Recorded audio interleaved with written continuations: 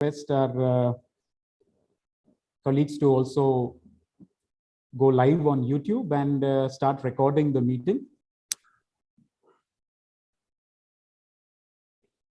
All right.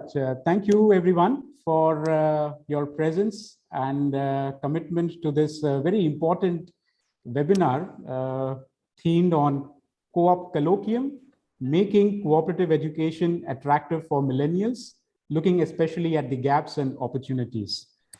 My name is Mohit Dave, and I provide secretarial assistance to the ICA-AP Committee on Cooperative Research, and I'm joined by my colleague here from the ICA-AP Committee for Cooperatives in Education Institutions, Ms. Simran Singh. And both of us here today will help you and guide you through the course of this important discussion and webinar on COOP Colloquium 2.0. For some of us who may not be aware, the International Cooperative Alliance Asian Pacific's CCR, or Committee on Cooperative Research, has launched the COOP Colloquium with the experience of cooperative scholarship across the Asian Pacific region is rich and diverse. And the ICA-AP CCR would like to bring these together in COOP Colloquium to share, inform, and learn from each other. Each iteration will focus on a theme, which is, of course, based around the issues and perspectives of cooperative education and research. In this second iteration of COOP Colloquium, we are focusing on the theme cooperative education. How can we make it attractive to millennials, and what are the gaps and opportunities? This colloquium is, of course, because of the collaboration of the ICA-AP Committee on Cooperatives in Education Institutions. I take this opportunity to acknowledge all the support and encouragement provided by the committees, and especially acknowledge the support of the chairpersons, Dr. Azlan Yahya from the ICEI and Dr. Yashwant Dongre, chairperson of the CCR. At this point now, I will now request our speaker, the first speaker, to provide the welcome remarks and set the context for this very discussion. Dr. Yashwant Dongre, chairperson of the ICA-AP CCR and also the co-secretary of ICEI. Dr. Dongre, over to you. Thank you, Mohit. Very good morning, good afternoon, good evening, wherever you are. I'm very happy to welcome all of you to the second colloquium, the bi-monthly event which the ICA CCR has planned. And incidentally, this is a very nice collaborative joint effort by the two committees, the Research Committee and the Committee on Cooperatives in Educational Institutions. It's been a very important agenda for both the committees to look at cooperative education and research. In fact, the Committee on Cooperatives in Educational Institutions has been working for a long time amidst the young people, because these are the cooperatives in the educational institutions. Therefore, the most important stakeholders for these cooperatives have been young people. At the same time, the Research Committee has been looking at cooperative education at different levels. And for a long time, there was a thinking going on in both the committees that we need to sort of map the education scenario, cooperative education scenario in the whole process, whole region, especially in terms of trying to educate young people, trying to make cooperatives a familiar thing with young people, and also to look at what's the status of the education content, how is it being received. So these are the issues which have been, about which we had not much clarity in terms of what's the situation across the region. So we thought that it's the best thing that these two committees would come together and try and get some kind of a feedback from different countries and get into a dialogue so that we'll come to know what's the status. The idea is, as has been explained in the concept paper, we are looking at young people not just as the ones who would eventually come into the cooperative movement, but essentially as those who will share certain values, certain concerns that the cooperative movement would share, whether they are within the movement or outside the movement. And this, I think, can happen only when young people get to know about cooperatives. So broadly speaking, probably what happens in the education system, in the schools or in the universities, is that the content or the syllabus of the school level education probably finds it very difficult to have elements of cooperatives as part of the content, mainly because of the limited scope that's available. Whereas I think at the higher learning centers, probably the possibility of that or the scope for that is higher. But still, I think for most of us who have been either teaching or researching cooperatives, it's a general understanding that even at that level, from the perspective of students in general, these themes are not the priority themes. I mean, this is not evidenced by any empirical study, but this is a kind of feeling that we get across the region. At the same time, there have also been efforts, as I understand, in different countries to bring into both school curriculum as well as the higher education general curriculum elements of cooperative movement. Such attempts have been made, though with not much success. So I think it's a right time for us to really try and see what's happening in different countries, how probably we can learn from experience of each other, maybe how we can make a collaborative effort to really reach to young people, so that there is a lot of mutuality, I think, between young people and the cooperative movement. There can be a lot of give and take between the two, and therefore, I think both as educators, those who are interested in the cooperative movement, and researchers, we need to get a feel of what's the situation across the region. So that's the objective of this colloquium. We have today very enlightened speakers sharing their experiences from different countries. These are, I think, just the sample presentations that we have, because we cannot make all the countries make a presentation. So we have a fairly long time today earmarked for our discussion. And during the discussion session, I think a lot of others can pitch in and share experiences from their countries. So I like to take this opportunity, first of all, to welcome our regional director of ICA, Balu Iyer. I think he's here. Anyway, he's going to speak to us later. Welcome, Balu Iyer. We also have our 4 speakers today. All of them are part of the committee, Dr. Sitzel and Dr. Choi. And both of them are our vice chair of the research committee and also the speakers today. Dr. Mallika is vice chair of ICEI, and she's going to speak. And most importantly, we have our guest speaker today, Dato Kamruddin, and he would be speaking to us today. Very warm welcome to all of you, and we look forward to listen to you. I also take this opportunity to welcome the chair of ICEI, Dr. Aslan, and the co-secretary Zeni, and the 2 secretaries, Mohit and Simran, the vice chair of ICI, Mr. Nakamori, and all the others. I think a lot of those who are very familiar to us, either as part of the ICEI or as part of the CCR. So I welcome all of you, and I think it is time for us to start deliberating. And therefore, once again, a warm welcome, and over to Mohit. I think we can start. All right. Thank you very much indeed, Professor Dongre, for the setting the context and the warm welcome remarks to all. Before we proceed, just a couple of housekeeping rules. I'll request all participants to please mute your microphones in case you're not intending to speak or intervene in the discussions. And of course, also on a point for our speaker from Japan, the vice chairperson, Mr. Nakamori, whenever he will make an intervention, that will be in Japanese. So our participants are requested to please click on the option that you have on your screen, on the Zoom screen. There is an option called interpretation.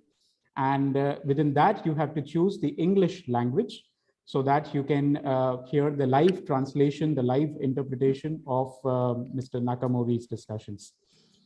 That's about it for now. I will then move to the next segment of the discussion. And of course, Mr. Balasubramanian Iyer, the Regional Director of ICA-AP, has sent his video remarks for the opening ceremony today.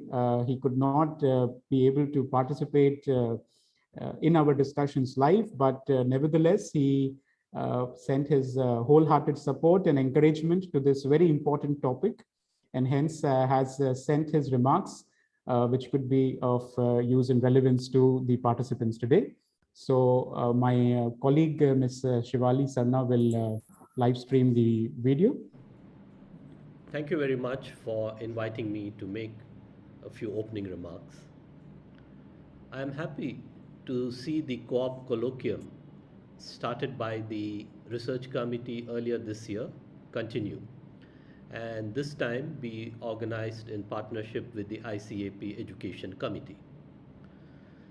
The topic for this colloquium, making co-op education attractive to millennials, gaps and opportunities, is an important one.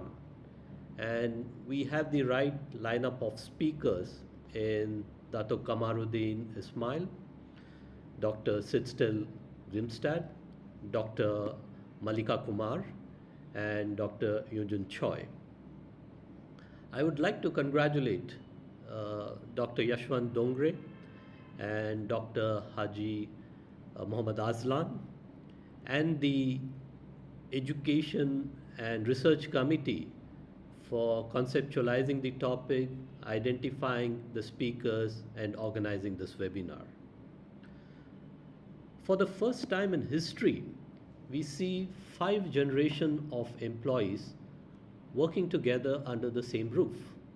These are the silent generation or the traditionalists, baby boomers, Generation X, Generation Y or millennials, and Generation Z.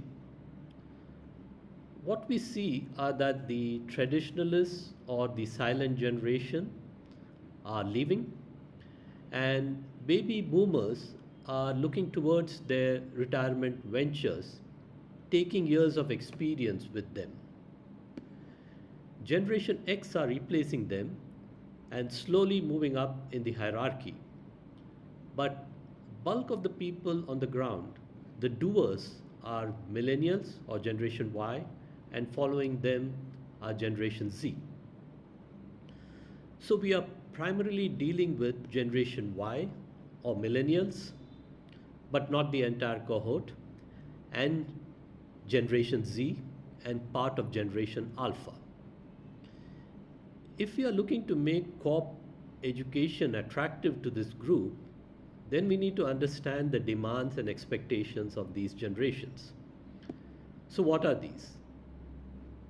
And there are various studies which have been done, and what they show are the following.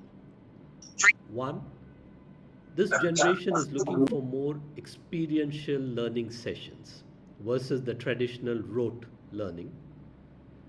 Immersive learning sessions which focus more on creating experiences for students have a more pronounced impact. 2, these generations are encouraging educational institutions to make internships a compulsory part of the learning plan. This will not only make the whole plan more robust, but will also make students work ready.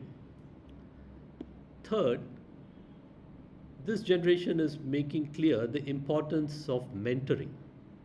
They are increasingly persuading educational institutions to offer mentoring as part of the course curriculum. And 4th, these generations are relatively less motivated by just monetary reasons, but are more by social responsibility. They want this to be part of their curriculum, And increasingly, the future generation is voicing the demand to get more opportunities to give back to society. The ICA study, Young People and Cooperatives, a perfect match, throws up some additional points. Young people, irrespective of their nationality, demand good public education that is free or relatively affordable, relevant, and competitive. So, what does all the above mean for cooperatives and cooperative education going forward? And I see here what I see as 4 M's: the mode, the medium, the message, and the mandate. The mode, or what I see as responsibility, is not just universities, colleges, and schools, but also federations, unions, cooperatives, training institutes, and leaders. How do we all work together? If students are looking for mentorship, we need good leaders. If students are looking for hands-on experience, we need cooperatives. If students are looking for internships, we need cooperatives, federations, and unions. And if students are looking for research, we need colleges and universities. And the medium is not just classrooms. It is online, it is platforms, it is podcast, it is YouTube, it could also be the metaverse. The message is not just cooperative education, but the cooperative experience, central to which are the values and principles, and the whole concept that cooperatives are business enterprises. The mandate, again, is not just a cooperative or two or a country or two. It is for all cooperatives to come together and see how we can make cooperatives a preferred choice for the generations, Generation Y or Millennials, Generation Z, Generation Alpha, and those to come in the future. The future is cooperative, developing a pedagogy for cooperative education in Australia, which Dr. Sitzel will talk about. But I'd like to make the above case by a quote from this note which was shared.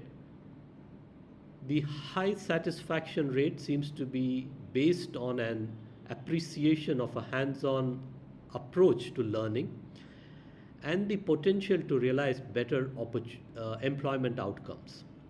Student testimonials indicate their appreciation of improved employment opportunities in the for-purpose business sector. There is a lot of resonance between what millennials want and cooperatives can offer. The medium to connect needs to happen.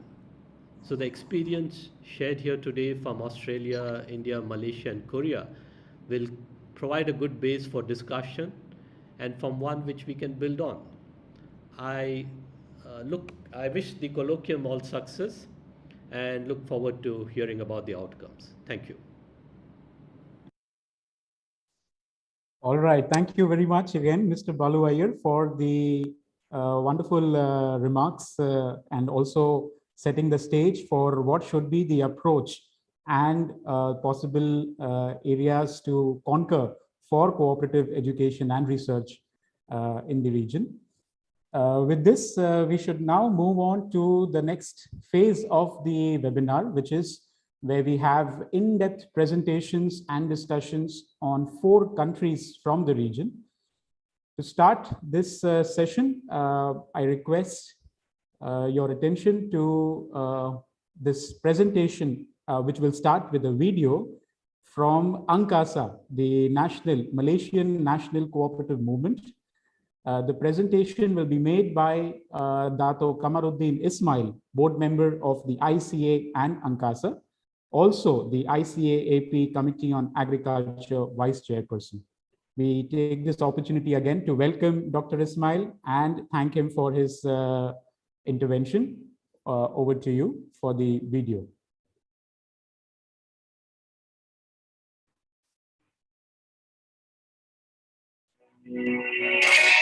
The rapid development of Malaysia's cooperative movement over a period of 100 years has witnessed accelerated socio-economic development. Cooperative institutions are now able to change the lives of societies and its culture. This proves that the cooperative movement is an effective contributor to the economic development towards the people and the nation. To strengthen the human capital capability among younger generation, School Cooperative in Malaysia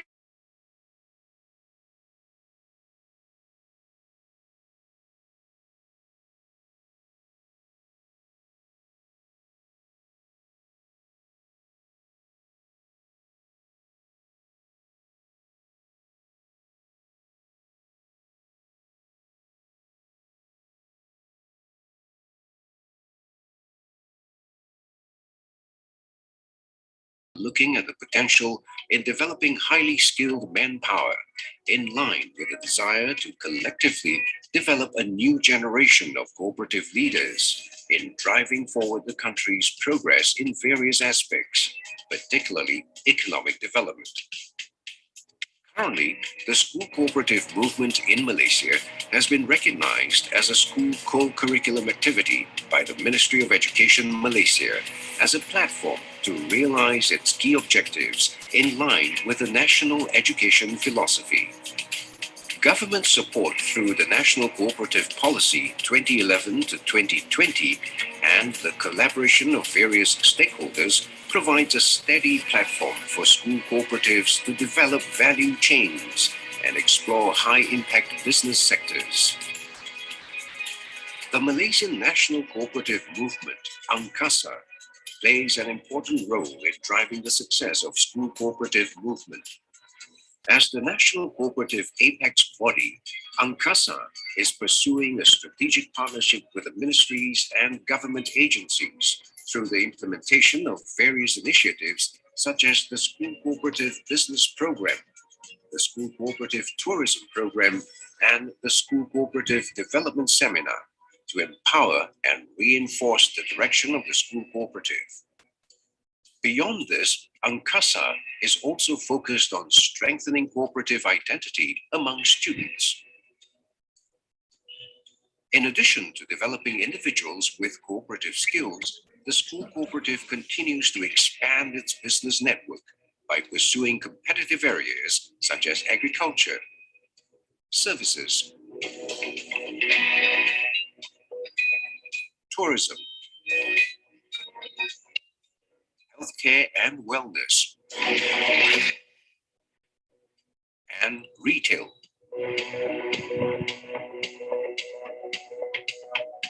Applying values of pure and cultured integrity through cooperatives to students provides a wide range of benefits.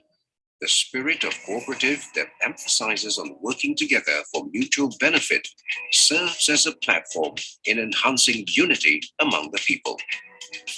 Through involvement in school cooperative, students are getting a head start in entrepreneurship through hands-on training by getting involved in a real-life environment of doing business. The school cooperative movement continues to carry Malaysia's name globally. UNCASA is committed to making the school cooperative one of the most active and advanced cooperatives, not only in Malaysia, but also internationally. The international recognized school cooperative proved that the management of school cooperative have managed to play their role significantly. Malaysia's school cooperative is the best model of school cooperative management in Southeast Asia. On top of that, UNCASA is always ready to accept and invite cooperative partners around the globe to come to Malaysia to see and learn the intricacies of the school cooperative management under the supervision of the Malaysian National Cooperative Movement, UNCASA.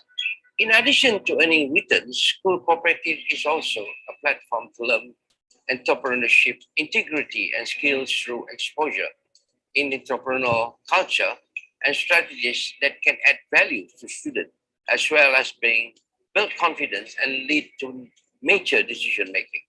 So at this moment, school cooperative clearly have broad perspective for success in business and sees opportunities that suits the needs of school, students, and teachers.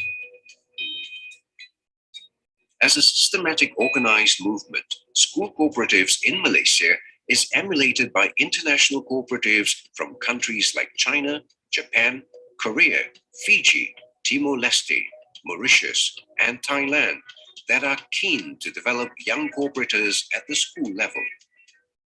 Angkasa continues to guide with holistic approach towards the school cooperative movement to meet the aspirations of the government to ensure that the development of a knowledge-based entrepreneurship culture, or K-economy, can be achieved through school cooperative.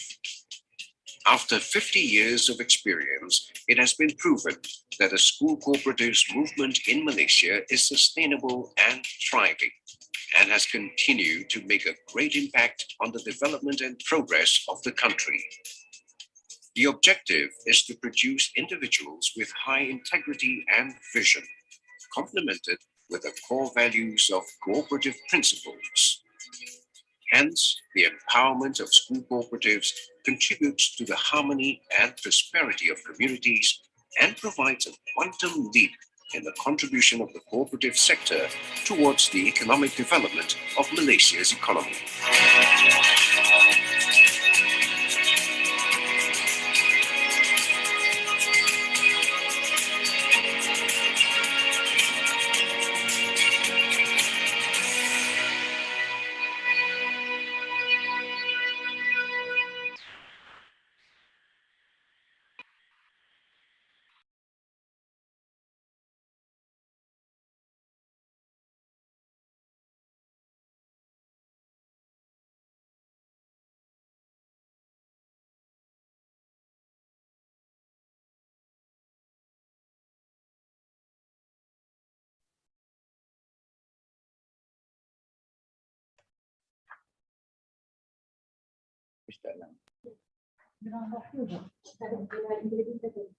Okay, so we can start now.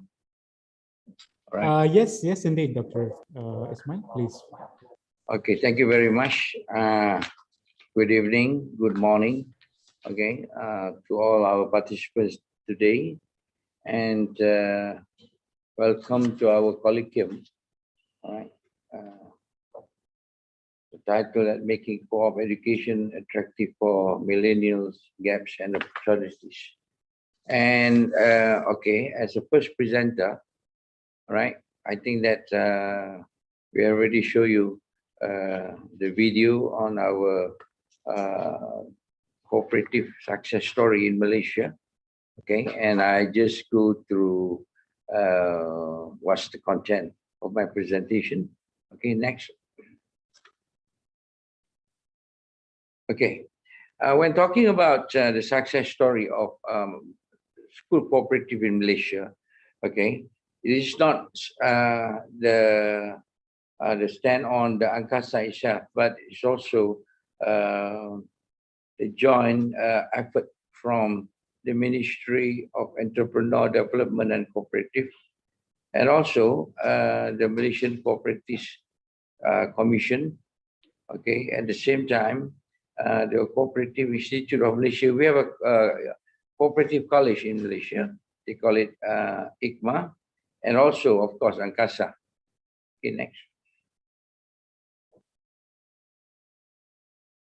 Okay, looking at the statistic of cooperative in Malaysia, so at the moment, okay, by June 2021, we have 14,657 cooperative. This is cooperative with 7.04 million members. Well, it's not really that big and not really that small, okay?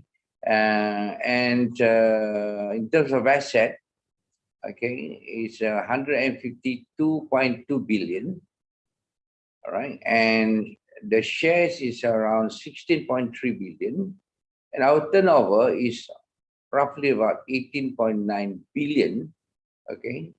And when talking about our national, our contribution on cooperative or national growth is hardly about 3%. Well, it's quite small, I say, as compared to Singapore, in fact, of course, Japan, Korea. Okay, national growth that depend on cooperative is more than 10%, but as Malaysia is only about 3%. It's quite small. Okay, next. So this is the background of our cooperative, especially Angkasa. Okay, we established in 1971. All right, and for your permission, that we're going to celebrate our 100 years, 100 years co-op. Okay, co-op this year. All right, in July. Okay, that is our 100 years establishment of our co-op, and we came up the member of ICA in 1972. Okay, 1972, and that's the vision, the prime catalyst for socio-economic sustainability of cooperative movement. I guess that everyone, okay, we have the same vision. Okay, and well, of course, that we are recognized as the main apex body that representing 14,000 cooperative in Malaysia. All right, 14,000 cooperative in Malaysia. And of course, that well, yes, we're talking about Angkasa. We have 16 state license office, all right, throughout all the state in Malaysia, because at the moment we have 14 states, all right, but we have 16 state license office. We have then we have 2 branch office, and we have 767 staff of Angkasa nationwide. Okay, not really that big and not really that small. Okay, and the facility, operations and development of the member cooperative, and our the main income for Angkasa is the deduction of the salary service. That's the main income for Angkasa.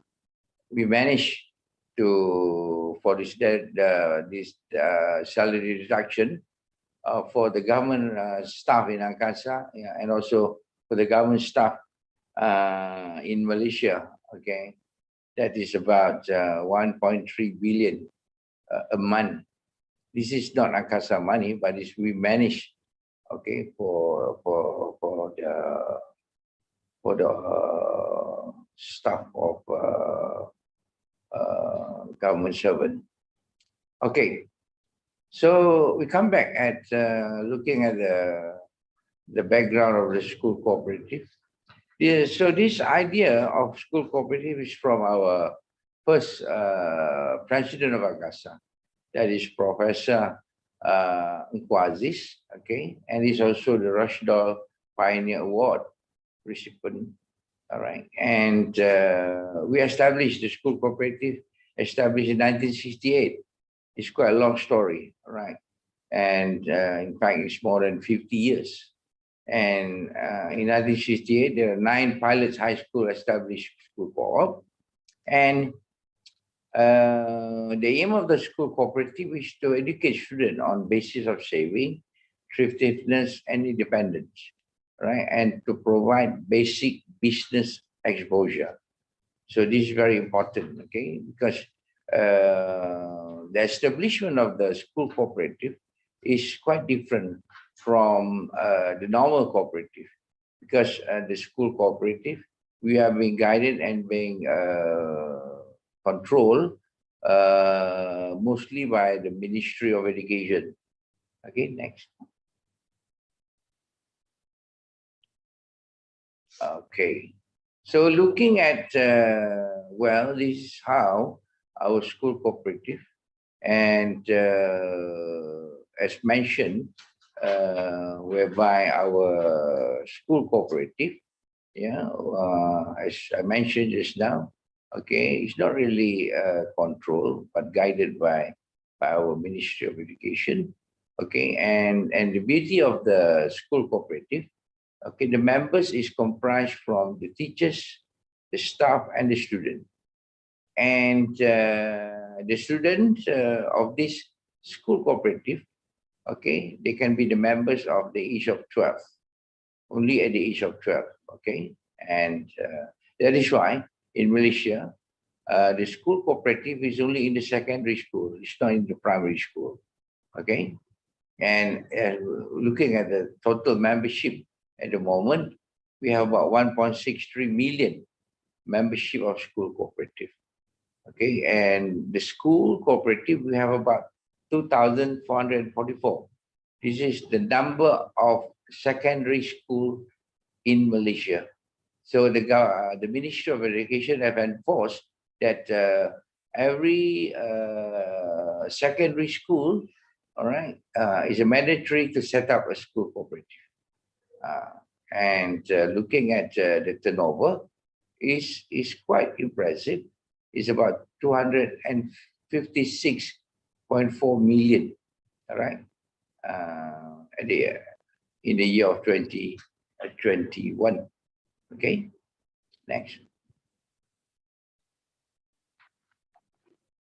Okay, so this is the beauty part of a school cooperative, whereby you're looking at where the Ministry of Education, they have already made a compulsory, whereby, okay, in Malaysia, the system of education is a little bit different, okay, whereby if you finish you want to go for your exam at the secondary level before you go to the university or college, okay, this is some sort like the A level, okay. So the student have to sit for the exam, all right, exam that is only comprised of 90% of the marks, and plus 10% of the result, it come up from what they call it, co-curricular activities. These co-curricular activities, including the school co-op. Beside, of course, co-curricular activities, they have uniform bodies, sports, and also whatever clubs and societies. But school co-op is also one of the co-curricular activities. So this is where our student was given a chance, okay, a chance to get involved in the school co-op, where they are given training how to set up a business, and also students were giving courses on how to manage the school co-op.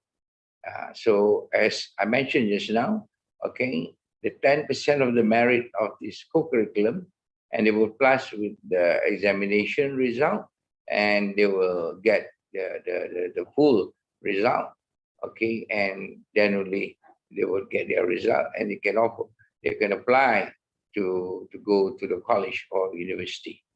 All right. Next. Well, looking at the school co-ops nowadays, I say, so let's looking at the video just now. I think it's quite a surprise for all the participants today, because you're going to, it's a surprise for you all if you go to Malaysian school co-op. All right, there is some sort, you'll be surprised, like a mini market in the school compound. All right, this is where all the retail outlet, all right, are being sold, all right, for the students and also for the teachers. And we have a sort of activities. We have banking, we have cafeteria, all right, and we have agriculture, okay, and then we have electronic, and also we have nursery also. We're looking at the activities in our school for, okay. Next.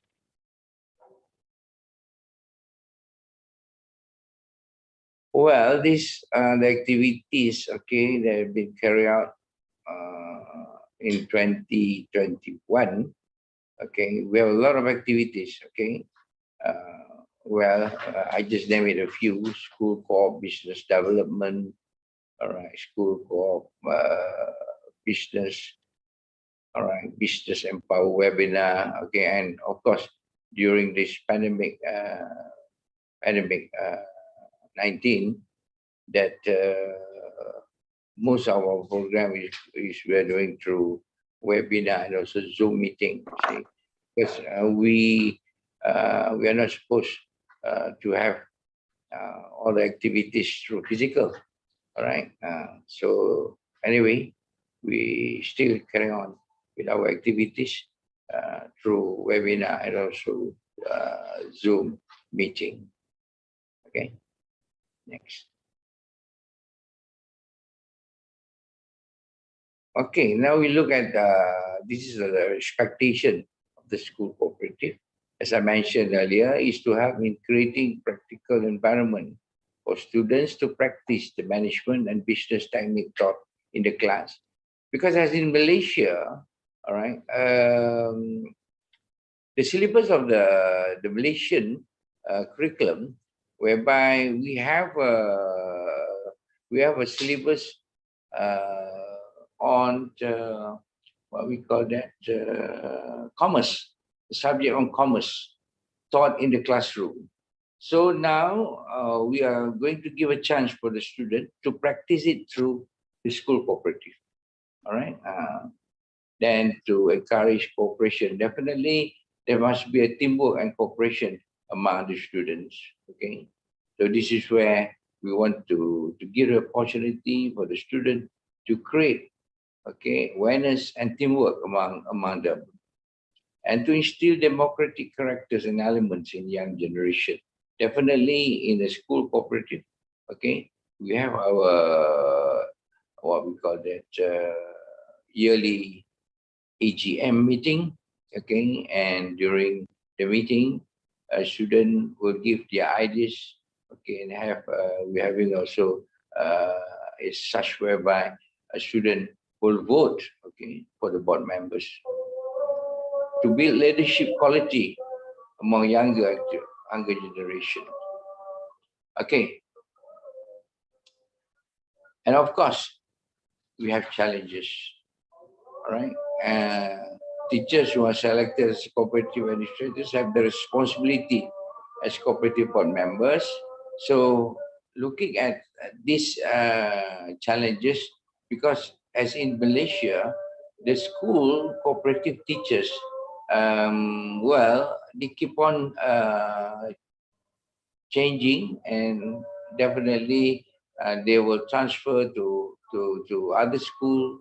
And this is the problem when the new teachers come and they were asked to manage the school co-op. Okay, so without experience, I don't think they can manage. But of course, now we have already solved the problem. That Angkasa is now we are helping the teachers by producing the book how to manage the school co-op. Okay, and we give to all the teachers, all right, to help them, okay, to give them guidance how to manage the school co-op. This is our responsibility of Akasa to help the board members of the school co-op. So, well, issues involving policies at agency level as well as certain ministries contact. Well, this is not really a problem, okay, because we have been supported by our Ministry of Cooperative.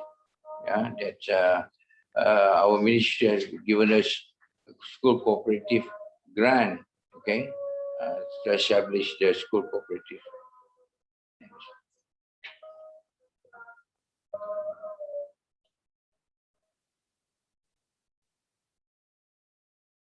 Okay, so well, Angkasa, well, looking at we assist the capacity building activity of school cooperatives.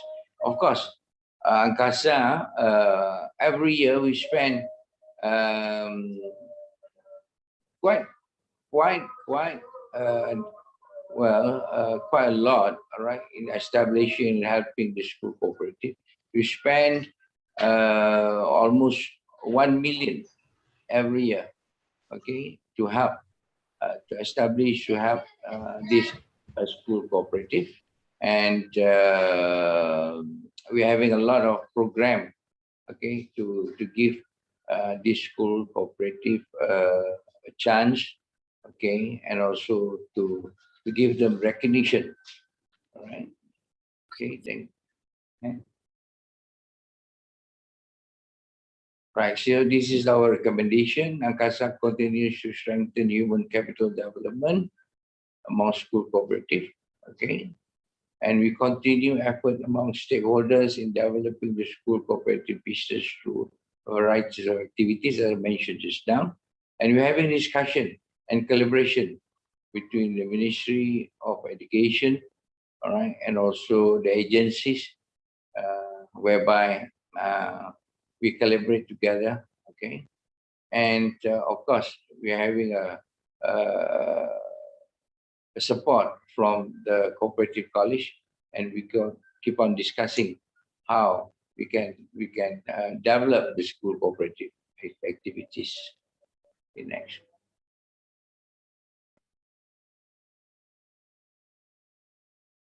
Well, I think I mentioned this now. This is our stakeholder.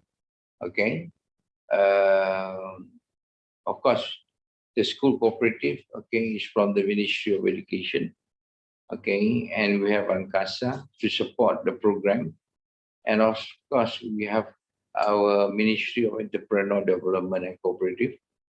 Okay, and then we have this, the registrar, the Malaysian Cooperative Societies. And also we have this Cooperative College. So these are the agencies that support the school cooperative, because as I mentioned earlier, that we cannot stand alone. Angkasa cannot stand alone, you see, but we are being supported, of course, especially from the Ministry of Education. As I mentioned just now, that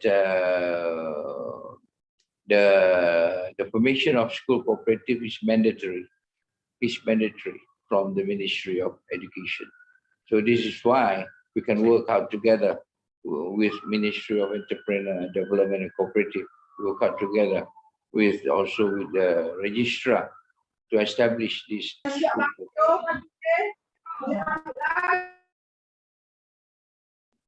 Okay, so as the progress, as we can look at today, okay, that we have already established as such, whereby more than 50 years, and there are many countries, right, around the globe that come to Angkasa. They want to study about our success story, and well, Angkasa willing to share with other countries to establish the school co-op, and we have already helped a few countries like Timor-Leste, okay, to establish their co-op, and also you're also helping Korea and Japan, okay, how to establish the school co-op, and hopefully that more countries can come to Malaysia, and we can share our school experience, how we establish our school co-op. All right, with that, I end my presentation. Thank you very much. Thank you so much, Dato Kamaruddin Ismail, for sharing with us the success story of Angkasa. We all now realize why Angkasa are the leading torchbearers of cooperative education and school cooperatives in the Asia-Pacific region and also across the world. With this, we now move towards the next presentation from Southeast Asia. Let's put our focus on Oceania. And we have with us Dr. Sitzel Grimstad, professor at the University of Newcastle and also the vice chairperson of the Committee on Cooperative Research. And she will take us through the journey on cooperative education, cooperative curriculum, and what's it like in Australia, what the ecosystem like, and what could the millennials look forward to in this country. Over to you, Dr. Grimstad. Thank you very much for this opportunity to talk about co-op education in Australia. Yeah, I've prepared some slides, so I will just see if I can share them first. Yeah.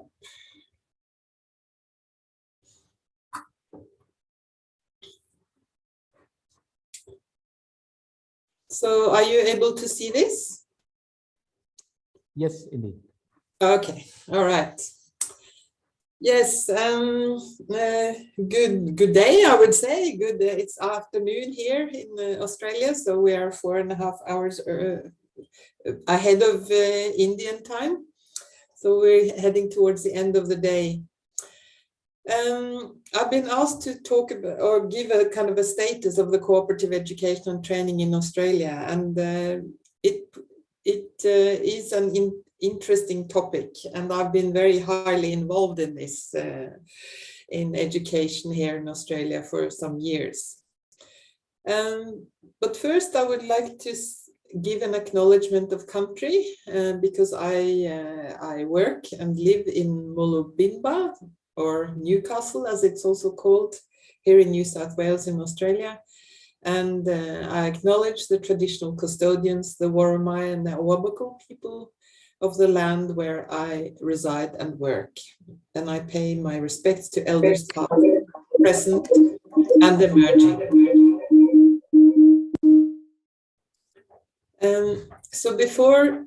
So just to give a little context about the Australian cooperative sector, I wanted to show you some findings from a big research project that is ongoing, which looks at the historical atlas of Australian cooperatives. And if you look, this is quite amazing data from the very beginning almost of the Australian colony, from 1870 and up until 2020. And we see that cooperatives, the number of cooperatives have been substantial and had a peak in 1950s. But after the 1950s, we see just a general decline, except for the last 5 years, we see a little kind of optimistic little rise in this otherwise quite depressing figure, I must say. But I guess what is important to understand is that cooperatives has been the fabric of especially the agricultural sector in Australia since for hundreds of years. And so there is kind of old knowledge in the Australian society about co-ops, but this knowledge is rapidly becoming, is forgotten and is rapidly diminishing as people stop working in co-ops and so on. And so it is really important that we try to resurrect the knowledge that is in Australia, but also combine it with new ways of teaching and providing education about co-ops. I'd also like to talk about the Australian context. Because Australia is, a country with 7 states and territories, and historically each of these states and territories had their own cooperative law. So the co-op legislation was located at state level, and that in some ways presents a very complex environment for cooperatives to collaborate across states, for instance. So it's kind of been, it's a complicated legislative environment to try to develop a national movement, a national cooperative body. But I think the International Year of the Cooperatives in 2012 was very important for Australia because Melina Morrison was active in in Europe working on the International Year of the Cooperatives. She moved back to Australia, and then she started working on trying to establish, not alone of course, but with the cooperatives, a national peak body, the Business Councils for Cooperatives and Mutuals. And it is only in 2013 that this national peak body was established. And when we look at, ANCASA's 50-year-old history, or no longer history, and the school co-ops 50-year history and so on, it's quite astonishing, because we've in a way, it's so our time horizon has been is so short since we have been able to establish a national voice of cooperatives in Australia. One of the things that happened just after the BCCM was established was, simultaneously, was that a development of a cooperative national law. So even though states had their co-op law, we got a national law for cooperatives, which was helpful. Then in 2016, after quite a lot of lobbying by the BCCM, a parliamentary inquiry was set to study what the cooperative and mutual business sector, and trying to identify what was lacking and what was needed. And out of the 17 recommendations, a substantial number of these recommendations was about the lack of education, the lack of knowledge about co-ops, both in the general public, but also actually in the sector. In 2018, we also saw agricultural white papers, where again the lack of knowledge about the cooperative model for the agricultural sector was also identified. And so we see, in a way, I see this as a result of finally having a national peak body in Australia to push this agenda and advocate for this at the kind of a high, a national level. And this helps instigate both more resources into the sector and also more awareness, general awareness in society. Another aspect is in 2019, the Parliamentary Friends of Cooperatives and Mutuals were established. And this is a non-partisan or a bipartisan forum for all Parliament MPs in Parliament to interact and discuss mutual and cooperative organizations, and particularly relating to leveling the playing field for the sector. Because in Australia, there's no doubt that corporations and the Corporations Act is almost has a kind of complete hegemony in the economy as a solution, and there's so little knowledge about cooperatives and the opportunities for cooperative businesses particularly in rural, but also in urban areas. So. And we've seen that up through the last decades that co-ops have kind of been forgotten. They've been taken out of legislation as a solution. And the Parliamentary Friends of Cooperatives and Mutuals have been able to kind of push and get cooperatives as a solution in legislation and in programs, in funding opportunities and so on. So, just a few words around the parliamentary inquiry from 2016. What they saw was that the industry itself, the co-op sector, had identified that there was a lack of knowledge about and understanding about the co-op business model.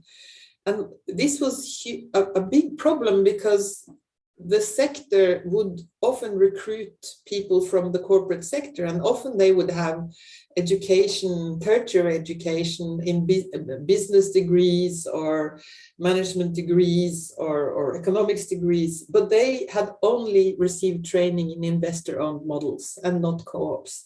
So they would have to spend a lot of time trying to retrain them once they were recruited into the co-ops.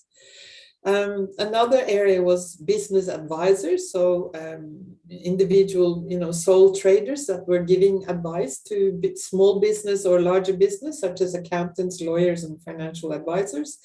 They were absolutely had no knowledge whatsoever about cooperative and mutual business models. And of course, this is problematic. If there is a group of young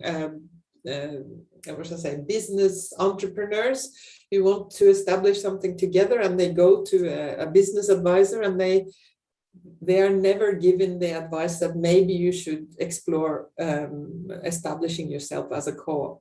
So this is a big problem in Australia. Millennials, and Zoomers, as my son calls himself, the Gen Z, I think they are intuitively interested in the cooperative and for-purpose business model because they want more innovative and democratic alternatives in the sharing economy. So there is absolutely a curiosity, but again, there is so little knowledge about co-ops, both in the public domain and in all levels of education. I just wanted to quickly point to that the white paper on promoting cooperatives in the agricultural sector led to 2 large federally funded programs to promote agricultural co-ops in rural Australia. These were well funded and went over from 2016, and the last one, cooperative farming, ended last year. And it was under it was in parallel with these 2 initiatives, the farming together and the parliamentary inquiry, that the University of Newcastle, we established a cooperative education program at tertiary level, and it was a postgraduate level. So we didn't have anything at bachelor level. It was a graduate certificate in cooperative management and organization, and as you could also do an MBA with a specialization in cooperatives and social enterprises management as an elective. We ran this program over 4 years. It included 3 co-op specific courses. And as part of the Farming Together program, we received quite a lot of students who were, where their fees were subsidized through the Farming Together program. So around 150 students from all over regional Australia actually pursued this one or several of these courses. But it was disestablished in the end because of the impact of the pandemic, primarily because the university cut a lot of courses, and this degree was sadly one of the ones that was cut.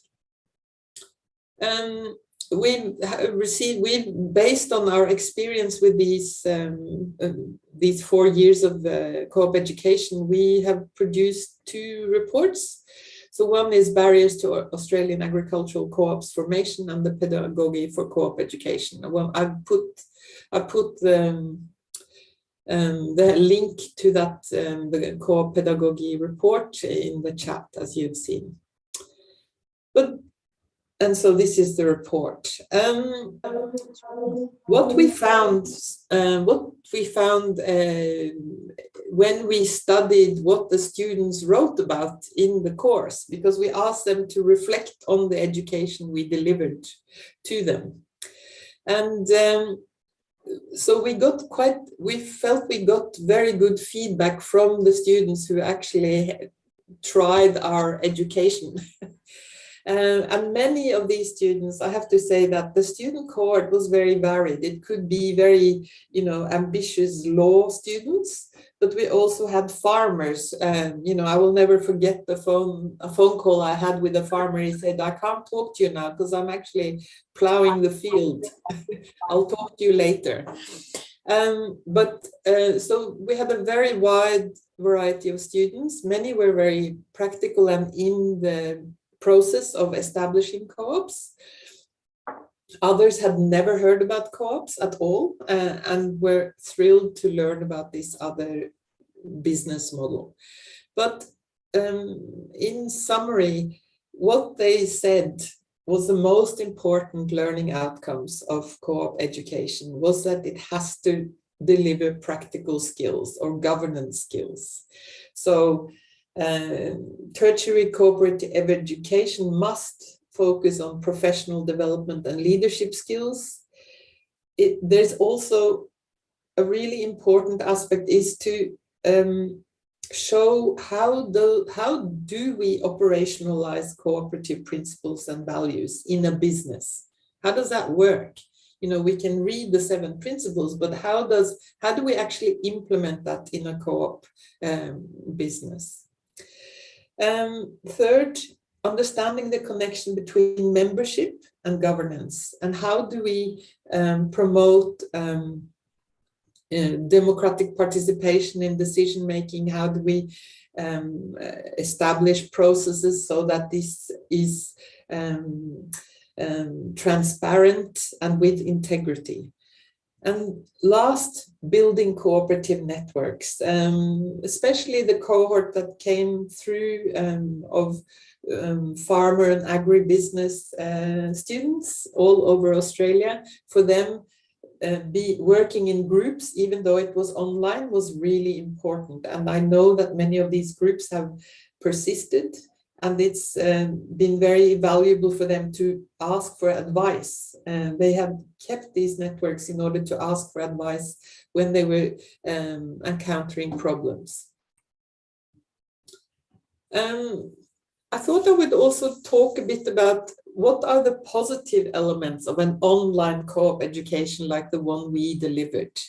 So we delivered 3 courses of 12 weeks. 12 weeks, it says 2 there, but we actually delivered 3 courses, but most students did the 2 courses. But they were 12 weeks, so over a trimester. So doing it online was positive because students from all remote locations could participate. Also, the element of self-study in an online education was important for many students, that they could study in their own time. Developing group-based and peer-to-peer learning. So we were very much focused on a group, smaller groups working together, and also learning from each other.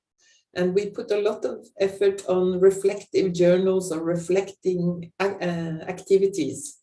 What did we learn from this? How can we do this better? So this kind of peer-to-peer learning cycles of in groups was well received.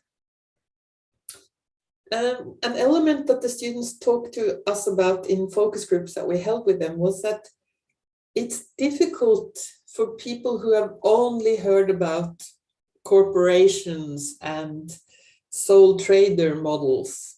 It's difficult sometimes to understand the kind of the philosophy of cooperative principles and values and how you implement that in a business. And so having to have the kind of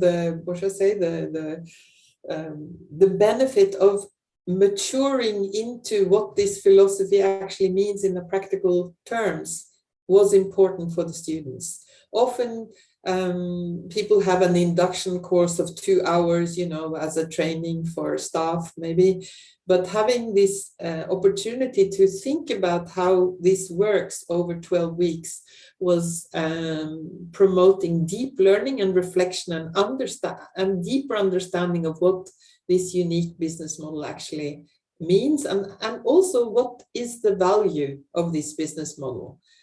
There's value to the members, and there's value to the community and society around the business. So, but this takes time to mature and understand.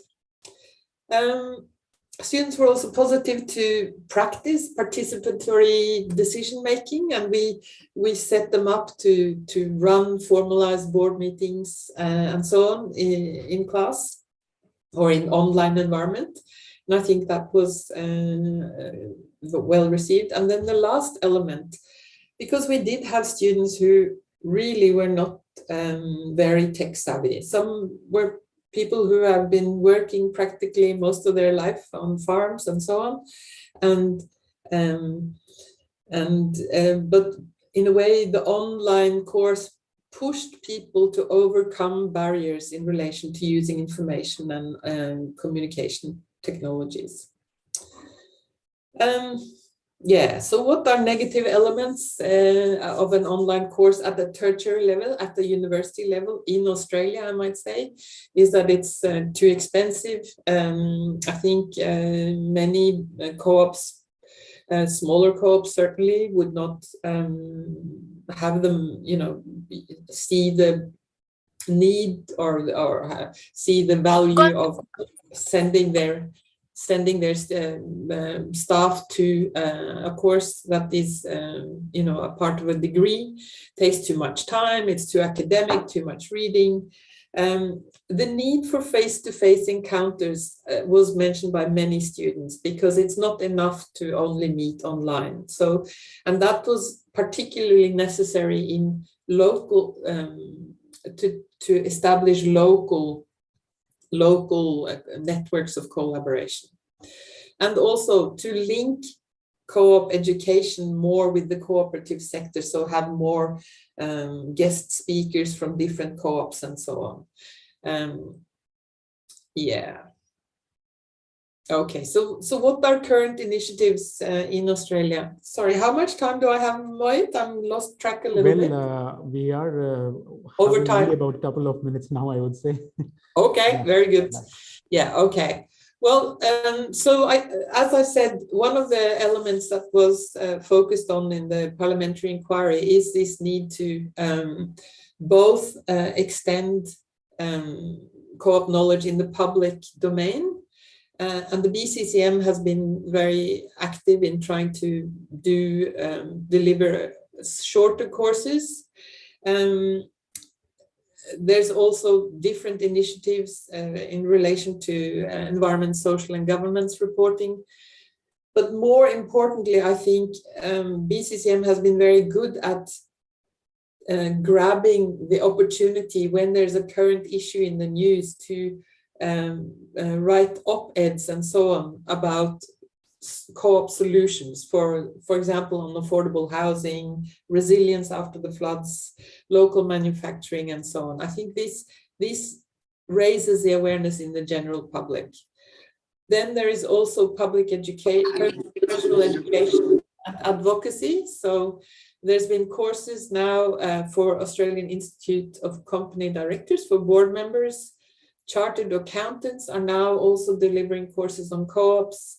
The University of Western Australia has delivered courses on cooperative mutual strategic development. I would also like to point at some important initiatives from the BCCM, which is the publication of cooperative government principles, because it has often been criticized that cooperative governance is not adequately transparent and with integrity. So they have published these principles, which I think are very good. And they have an ongoing program where they are advocating for women on cooperative boards. I can skip this. Okay. So just as a last slide, how to attract millennials towards co-op education. I was thinking about that. You know, we've been trying to, I guess, reach both the sector and the general public, which I think are both two target groups that are important. But one of the reasons why we don't reach the millennials is that there is so little knowledge about co-ops in the public domain. And I think the more we can make everybody aware of this as a model and talk about it, the more we can attract millennials. I think it is important that it is tech-oriented and collaborative. I mean, the millennials and the Zoomers, they are experts on tech. And it's terrifying for a boomer like me to teach millennials and Zoomers anything really, because they are so tech savvy. But I think it's possible to make, to find good collaborative solutions where we both use tech, but also use the old principles and cooperative principles and the knowledge that we as old timers sit on and can convey to them. I think it's important that it's founded on self-study and flexibility. I think young generation are not so lucky to have full-time jobs and so on. They go from job to job and try to make ends meet and in between. So for them, studying must be flexible. I think the more we can include of experiential exercises and job focus, I think the more attractive it will be to millennials. If they see that at the end of this course, there might be a job somewhere, an interesting job, a job that will challenge them, I think that's an important element. I'm also really interested in some new initiatives which around platform cooperativisms. I don't know how much you are aware of this, but this is by the New School and the Mondragon University. I think those kind of initiatives where we are really expanding the cooperative principles into digital platforms and how to use, blockchain and so on for the common good or for members and distributed wealth rather than concentrated wealth. I think those are really important initiatives, and I think we really need to support and try to learn from all these really cutting edge initiatives and pull them into our maybe more mainstream educational sectors. Yeah, I also had some ideas. Maybe it's possible to develop a joint online cooperative course for university level in the Asia Pacific. Maybe that would be easier. Maybe we can develop common resources for that. I mean, all our 3 co-op courses at tertiary level, we have to develop the curriculum from scratch. And they were, so we are exploring this opportunity maybe to develop something that is a bit more solid and we could share across the region maybe. Yeah, and for instance, use case studies from the Asia Pacific region, maybe YouTube library about co-ops. A lot of using YouTube's as case studies is also really important and attractive to the more tech-savvy younger generations. Yeah, thank you. That was all I had to say. Sorry, I went over time. Not at all. Thank you so much indeed, Dr. Grinstad. I think it is all the recommendations you make are definitely well taken, and we would like to work from within the ICA-AP office and its various committees to also see how members of the ICA in the region and the affiliated institutes and education universities can collaborate, as you rightly said, to work on this. Also well taken all the points on the students' expectations, what are the challenges, what are their feedback on cooperative education and research in Australia. With that, now we will quickly move on. I'm cognizant of the time, and we should move to the next presentation from Oceania, moving back to South Asia. And we have with us Dr. Malika Kumar, Associate Professor from the very reputed Sri Ram College of Commerce in the University of Delhi in India. She is also coordinating the Office of International Programs in SRCC and serves as the Vice Chairperson on the Committee on Cooperatives in Education Institutions. Very warm welcome, Dr. Kumar, and over to you for the presentation. Thank you, Mohit. I shall share my screen. Let me know when you can see it.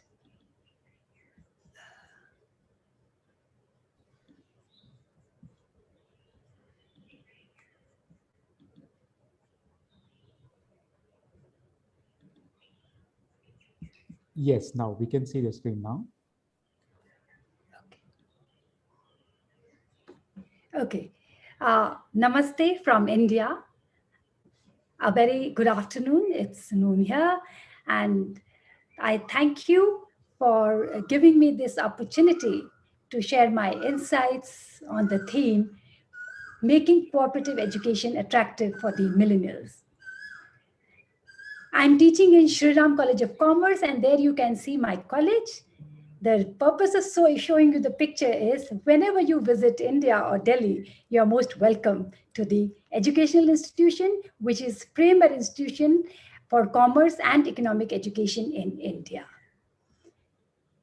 Now, before we start with the presentation, let me walk you through the outline. In my presentation, I shall cover the recap of cooperatives, what is the status of cooperative education in India, key gaps, recommendation, and future plan of action. In brief, the what, why, and how of cooperative education. You know, it is said that what we do is a function of how we do. And if we know the why, we do it better. So, starting with the what is cooperatives, I don't think I need to share much about it because here we have eminent cooperators with so much of experience. But for the youngsters and some of our students who have joined, now cooperatives, when we define cooperatives, let's just compare it with any other business store that you see. You know, from outside, a cooperative store and any other business store, they may look quite alike. But it's what goes inside that makes the difference. And what is it that goes inside is a business model where the user, the owner, the beneficiary is the same. So to the question, who owns, who controls, who uses, and who's benefited from cooperatives, it is the members. Now, coming to why cooperatives in education, you know. So I have attached the content related to, as you can see in orange, Annexure 1, the presentation would be shared.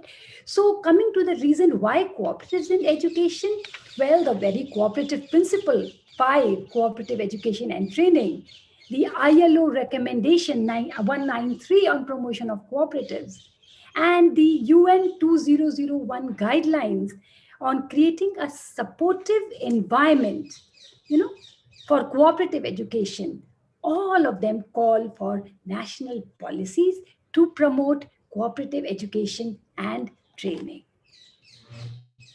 Coming to the status of cooperative education in India, well, cooperatives in India is a very important sector, covering 90% of the rural villages and contributing to 24% of the GDP. In fact, cooperatives in India have contributed to the green and the white revolution.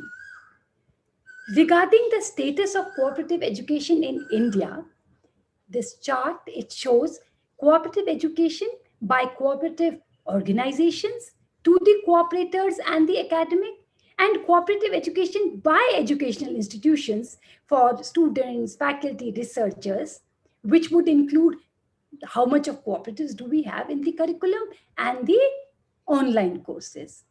I have added third one, which is cooperative education in educational institutions. That is not in the curriculum, but when you visit a cooperative store, right? When you see a cooperative there, you do get to know about it. And this includes the campus cooperatives and the cooperative credit societies and banks for the faculty within an institution. So coming to the cooperative education by cooperative organization in India, we have the national apex organization NCUI, which is National Cooperative Union of India, which imparts education and training for cooperators, officials, elected representatives through NCCE, which is National Center for Cooperative Education, and through cooperative education field projects. Then they also impart it through JCTC, which is Junior Cooperative Training Centers, that is imparting cooperative education and training to the cooperators and community at district level through the state cooperative unions. With regards to the cooperative education by NCUI for academia, students and faculty researchers, there have been initiatives like COOP Connect, where NCUI connects with schools. Then the National Cooperative Union has also signed MOUs with various universities. It conducts refresher course for faculty in various colleges. The details of this have been given in Annexure 2. There are research scholarships given for research in cooperatives, and two important publications of NCUI are Cooperator and Indian Cooperative Review. One second, I think my screen has, So IFCO, for instance, there are national federations. They have also established, one second, this has enlarged, so one second, please. So it has set up chairs in agricultural universities. Mohit, are you able to see my slide, or the way I'm seeing it has zoomed out? Is it the same for you? Yeah, indeed. I think it's you just need to zoom out a bit more. It's quite zoomed in. So we're not able to see the whole slide. Yeah, that's better. Much better. Correct. That's it. That's it. Right. So coming to cooperative education in India by educational institution, here we try to assess how much it is there in the curriculum and in the online courses, and then how much of campus cooperatives we have here in India. I shall share the observations with you. Let me first show you some pictures of campus cooperatives. Now that is left bottom, you see IIT, which is a very prominent institution in Delhi. It has scoops, which has been formed by students, and during the COVID time, they actually came out with Kavach masks, very protective masks.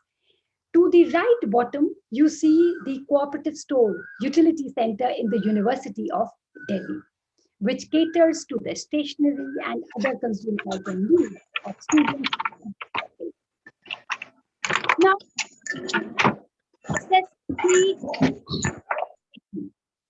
okay, we see, these are our observations, that there has been a national and state-wise infrastructure for cooperative education for the cooperative leaders, officials, and other stakeholders. And there have been initiatives by NCUI for connecting with the students in the school and the faculty in the universities. Coming to the cooperatives in the curriculum, there we see in India, students get to know about cooperatives when they from 8th class onwards, when they study social SST, social studies. At university level, there are certificates, diploma, degree research programs related at the UG and the PG level. But then this is mostly in the southern part of the country in 4 states of Karnataka, Tamil Nadu, Kerala, and Telangana. There are courses which cover cooperatives, which mainly include the BCom course, the MCom course, MBA. But here we see it is not a course a course which is of choice for the students. We will get into the reason as to why there is not much choice for it. But another aspect, what we see is the campus cooperatives. They are in the form of stores and banks for faculty and staff. Needy items are available. Students and faculty take it from there, but they are not aware of the cooperative advantages, of the values on which these stores are based. Moreover, we have seen that there is rising competition for these cooperative stores from other nearby stores. So what are the key gaps in cooperative education? The key gaps, what we identified were knowledge, information, awareness, regional, and technology. Implying what? That there is not much of, there is lack of knowledge about the basic concepts of cooperatives, particularly about how to form cooperatives. It's not knowledge is not there, but somehow it doesn't reach the youngsters. Information is insufficient. Students know about it, but they do not have complete information. And there is lack of awareness about successful cooperatives. That is why when we said there is that the course on cooperatives, that's not much of a choice for the students. The reason for the limited demand is because they're not aware of the successful cooperatives. And region-wise, we see it is in the southern part of the country. In the northern eastern part of the country also, there is a university for cooperatives, but then in other parts, we can't say it is not there, but it is there to a very limited extent. And there has been limited use of technology and online media for the marketing of the cooperatives. Coming to the most important segment, how do we reach out to the millennials? How do we make cooperative education attractive for the millennials? To start with, who are the millennials, right? So the millennials are in the age group of, presently they are in the age group of 26 to 40. They are the ones who were born between 1981 to 1995. And why are they important? Because they form a large, particularly in India, a large segment of the population. Around 34% of the total population is comprised of millennials. So they are a most educated generation. We can say the world's largest labor force. 80 million millennials are there in US. They provide a market for goods and services. And we have the demographic dividend in India, where the working population is a large percentage of the total population. Now the question comes in, why cooperatives are important for the millennials? See, there has been a lot of uncertainty, particularly in the COVID times. We call it the VUCA times, volatile, uncertain, ambiguous, and complex. So there has been a lot of uncertainty, particularly for the youth, particularly related to their jobs. It's the cooperative model which can provide job opportunities to them, which can provide an opportunity for their voice in their own business. And the youth of today, besides their own progress, also wants to contribute to the society, and cooperatives can provide them that opportunity. So our recommendations are, first, regarding knowledge, that yes, it is important. It is important for the youth, for the millennials to know about cooperatives, but I would say, and I'm sure others are going to agree, it's very important for all of us also to know about the millennials, to understand about them. And that can be done through exclusive studies on cooperatives. And the knowledge about cooperatives, how do we share it with them? That has to be dynamically adaptive. We can't continue with the previous ways of learning. Environment has changed. We need to adapt to the changes in environment, to the way we impart knowledge. Regarding the information, it's very important to create marketable platforms which are used by the millennials for the exchange of information. Marketable platforms, when I discussed it with my students, so they are not so much into the newspaper as much they are into the online platforms. So we have to tap those marketable platforms. And we have to share the successful cooperative stories, the case studies on the searchable contents, the contents that the millennials are accessing. Technology, yes, it is a tech-savvy world. That's actually the key for success, particularly in the new hybrid model that we are working. So technology has to be used to develop online modules for cooperative education. And what can be the plan of action? When we say, well, let us know the millennials, let us start with identifying the millennials who are already in the cooperative sector. We can conduct surveys for the millennials, which may include their expectations from life, from work, and create knowledge repositories and ready reckoner. The ready reckoner has all information from the theory of cooperatives to how to form the cooperatives. And information exchange platforms, which one? The ones we have to find out where do these millennials spend their time on? Where do they spend it, right? So when I interacted with my students, they said, well, in social media, their first preference is Instagram, right? Even better than Facebook or YouTube. So why not tap these exchange platforms to, for instance, more podcast, vlogs, infographic materials, and awareness has to be created through digital marketing platforms, through ambassador programs. We say our millennials do not have much knowledge about cooperatives. From where are they going to get the knowledge? We can have the ambassador programs, influencers. The youth icon, when he mentions about the cooperative model to them, definitely it is going to have an influence on them. And for technology, the MOOCs are very, very important. Massive open online course. Dr. Signal, you rightly said the online education is expensive. But here in India, the MOOCs offered by the Ministry of Education on the Swayam platform, they are free. In fact, I have been coordinating one of the MOOCs for economics, and any student, researcher can join in, and faculty even gets it. So my next plan of action actually is to, we can always work together also, develop MOOCs on cooperative education and let it be delivered through the Swayam platform. So that's going to help connecting the youth with cooperatives and with the government organization. What is the way forward? Considering the way forward, the important two words are connect and reconnect. We need to connect the cooperative education service providers. Who are the cooperative education service providers? We started with cooperative education in India by cooperatives, for the cooperators and for the academics, right? By the education institution, for the faculty.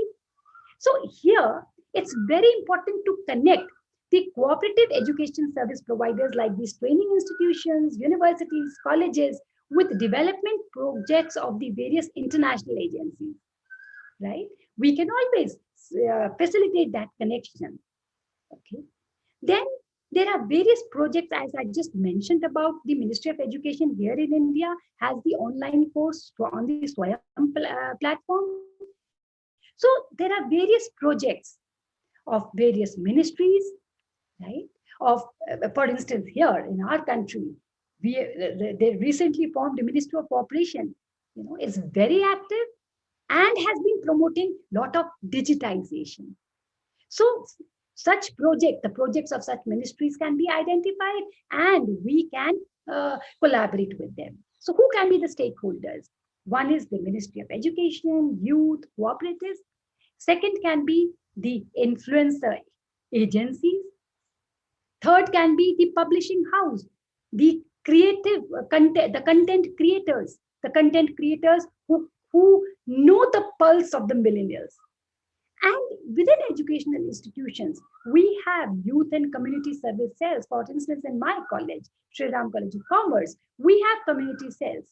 So we can collaborate with them and further promote the cooperative values amongst the youth. I had earlier shared the plan of actions, my suggestions for strengthening cooperative education in India.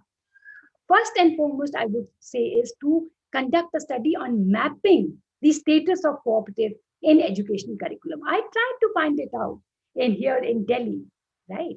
I tried to find out from the secondary data in southern India, but there can be an in-depth study of the status, the mapping of the status of cooperative education. Once we have the data in hand, we can devise policy and action for it.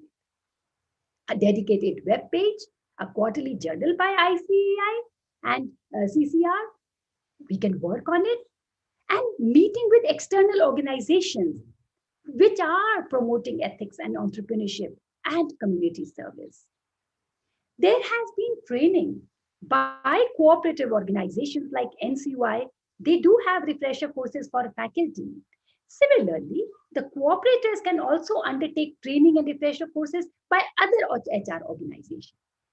The purpose has to be connect, reconnect, and creating platforms for exchange of information.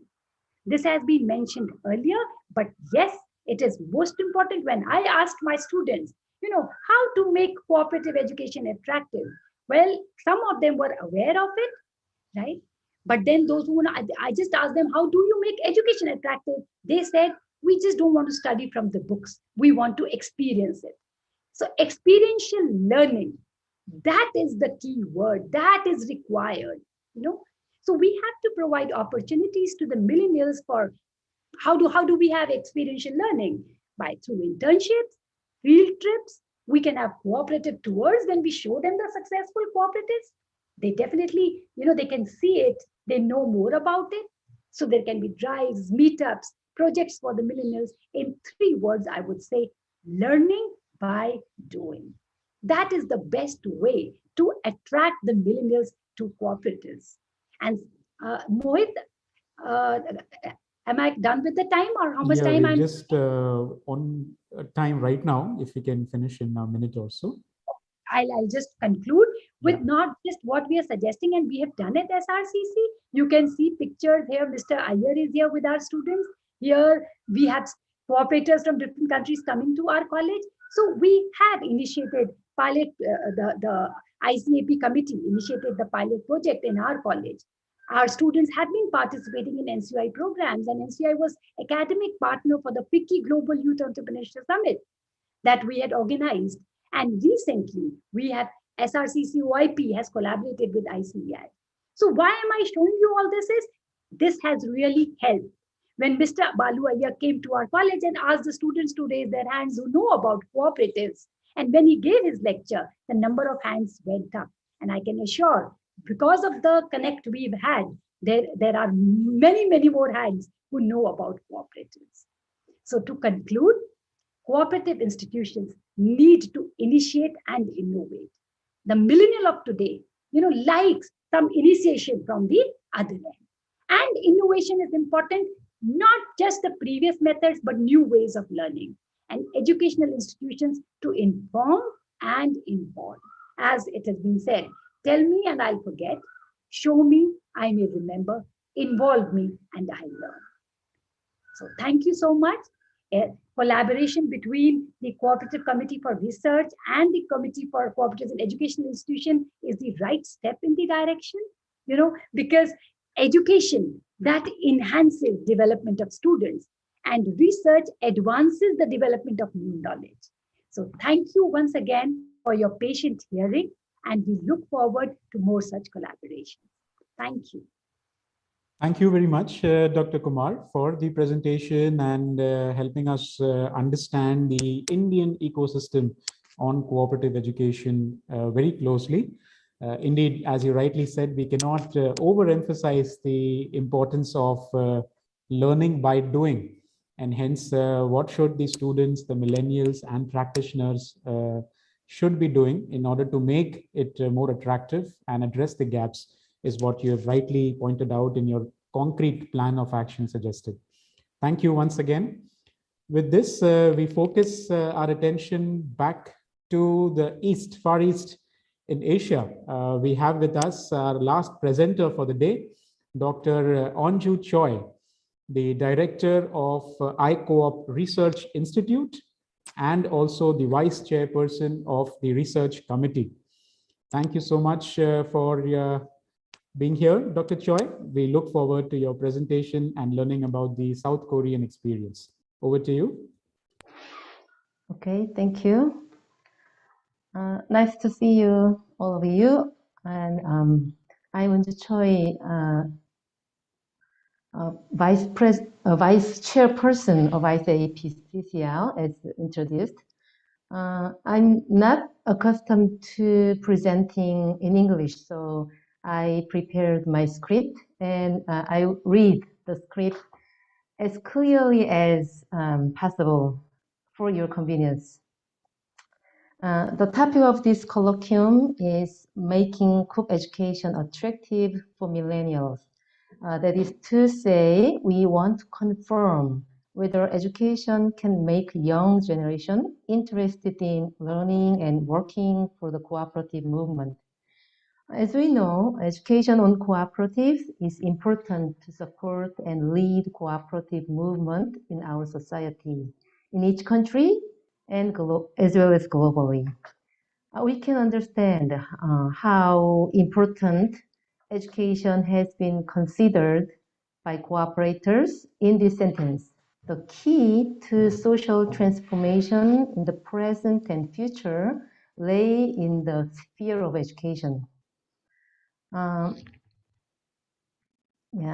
this presentation, there are literature review on cooperative education in Korea, historical assets of cooperative education in the Korean history, the status of COOP education at school and universities, as well as at other institutions, recommendations.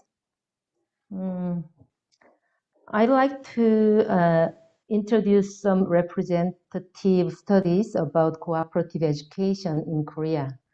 Dr. Kim, the first one, proposed a research model based on the constructionist philosophy and analyzed some foreign cases, UK, Scotland, and Finland.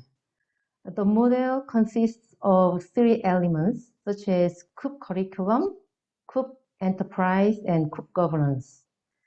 The researcher, Dr. Kim, proposed the insights from the cases that cooperative education at schools has to try to integrate theory and practice and to make linkage between teaching and learning and to have a whole perspective including cooperative curriculum, enterprise, and governance. It's because these 3 elements affect each other and then can realize COOP values. The second one, Dr. Koo described COOP education operated after the Framework Act of Cooperatives was legislated in Korea. She suggested that it is better to strengthen the education of universities instead of supportive institutions in order to elevating the professionalism. The third one, Dr. Choi and Choi analyzed the research on cooperative education on the perspective of lifelong education.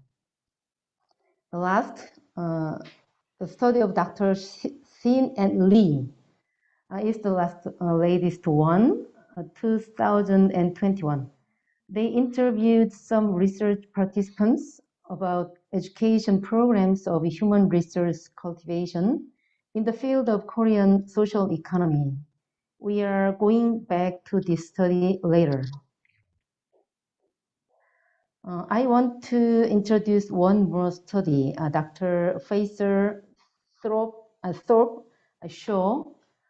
They suggested that dominant education traditions in the cooperative movement are teaching about cooperation, training for cooperation, learning for cooperation, and cooperation for education. We have no time to explain in detail, so I think these definitions could be useful to analyze the status of cooperative education. Now we are going to historical assets for COOP education in Korea. About the history of COOP education, I'd like to focus on 1960s. At the time, COOP education was related to social reformation. One of the movements appeared in the Catholic. COOP education institutions were introduced by Catholic reverends as part of reforming the society.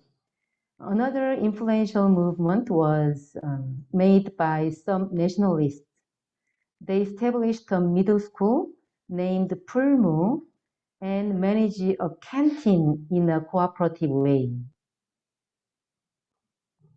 In 1980s to 1990s, as consumer cooperatives emerged, education programs became diverse. Cooperators voluntarily tried to educate members, staff, management, and volunteering activists. In 2012, legislation of the Framework Act on Cooperatives was a big event in the history of cooperation.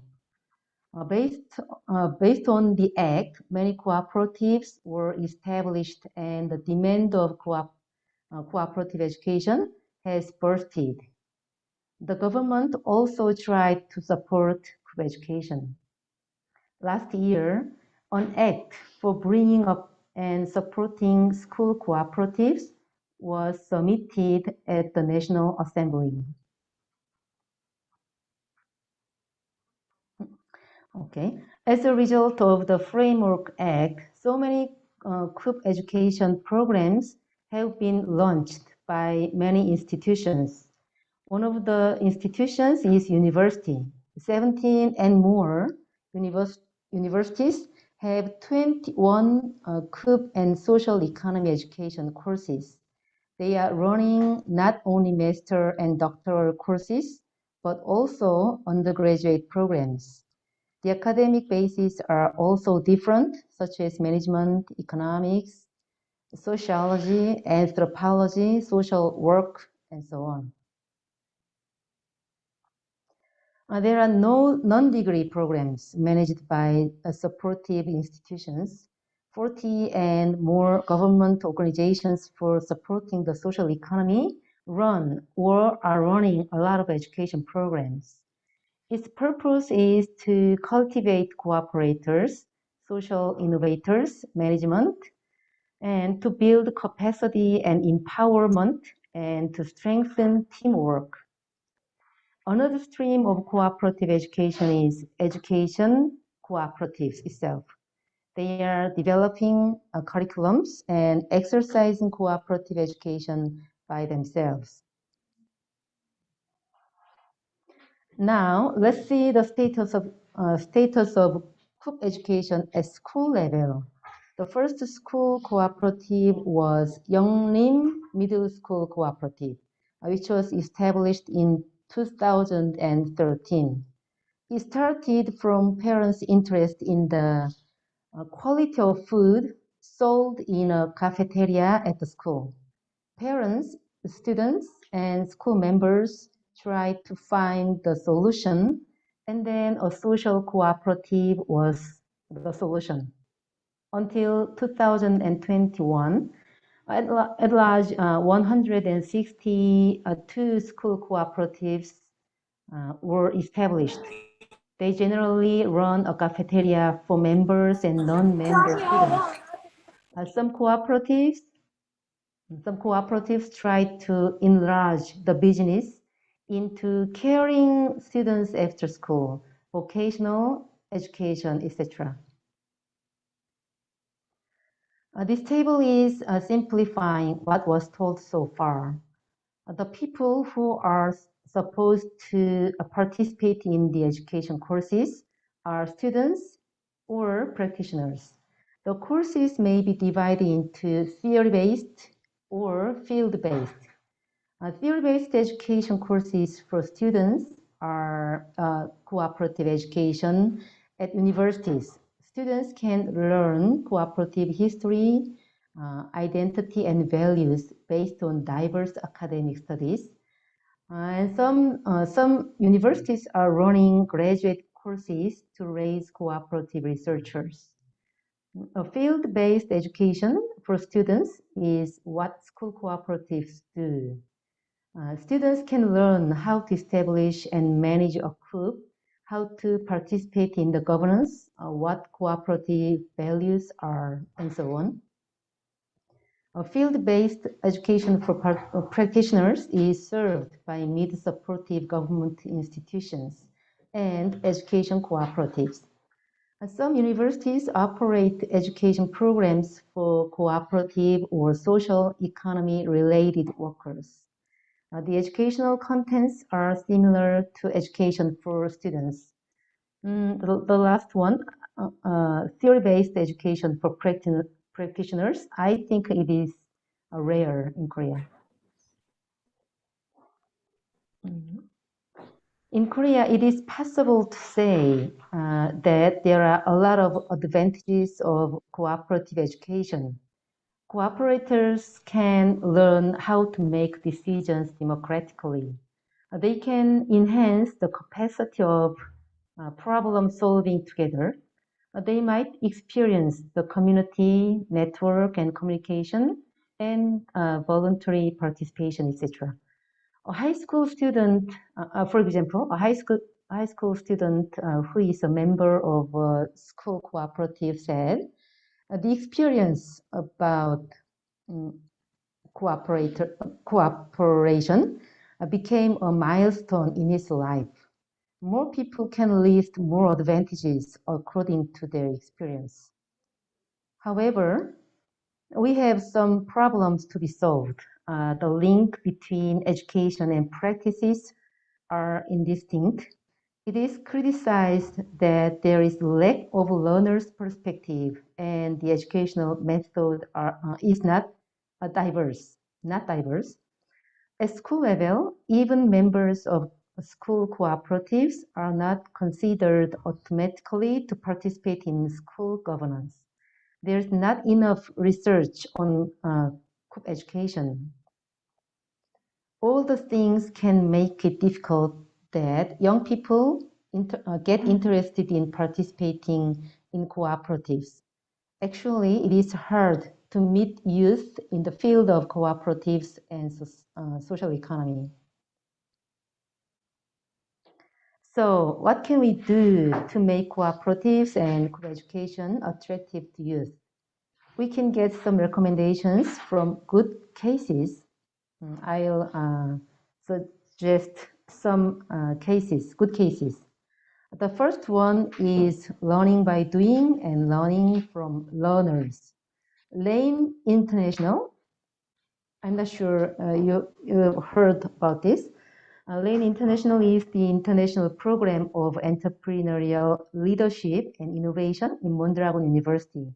Lane Seoul is one of the international programs mainly managed in Korea. The education at Lane Seoul is team-based and cooperatively managed program. The members are called teampreneurs. It means team and entrepreneurs. And team members learn together by making real business projects. The second one is networks between local community and school cooperatives. Doksan High School Cooperative is closely related to the community. Some local residents participate in the governance of the cooperative. The members learn the social economy, fair trade, and carbon footprint. The cooperative participates in solar photovoltaic power stations as a member, and it has some campaigns to spread good influence on students and the society. The third one is focus on social innovation through interdisciplinary cooperation. Hansin University made a graduate school for social innovation, which run graduate and doctoral courses. The graduate school is a result of cooperation among a lot of professors from various academic studies. Students can learn how to find a solution to solve the social problems by utilizing the knowledge from diverse academics. The fourth one is experiential learning through linkage between learning and practice. You remember, I'm not sure you remember Dr. Shin and Lee's study. The researchers used the method of action research. They interviewed 14 participants who had diverse experience both in practice and in learning. The theme was 3 areas in terms of human resource cultivation, such as limitation of the social economy education, the causes of the limitation, and its solutions. I think the most important message of this study was for the people, for the members, by the members and the members who work in the field of cooperators. It means that field-oriented learning and demand of cooperators would be very useful. Learning and practice should not be isolated from each other. The fifth one is sustainable follow-up programs by using team learning. AMP is the Advanced Management Program that Seonggong-hae University had operated for about 7 years. The sixth one is strengthening governance capacity through leadership enhancing programs. ICO Korea is a consumer cooperative federation that consists of 100 primary cooperatives. It was established in 1997. Its members thought that learning cooperative values and principles was critical in order to make members cooperate and to make the business grow. So they has been trying to make learning communities. This is the last one I want to tell you. Both cooperate and youth are breathing in the society. That's why change of the society would be the best companion for cooperative evolution. So I think it is important to let permeate the value and effect of cooperation through the whole society. We'd better put curriculums on cooperatives in the education courses of elementary, middle, high school, and to strengthen cooperatives themselves. All these things can be useful to make the social awareness about how cooperatives are changing our society in a good way.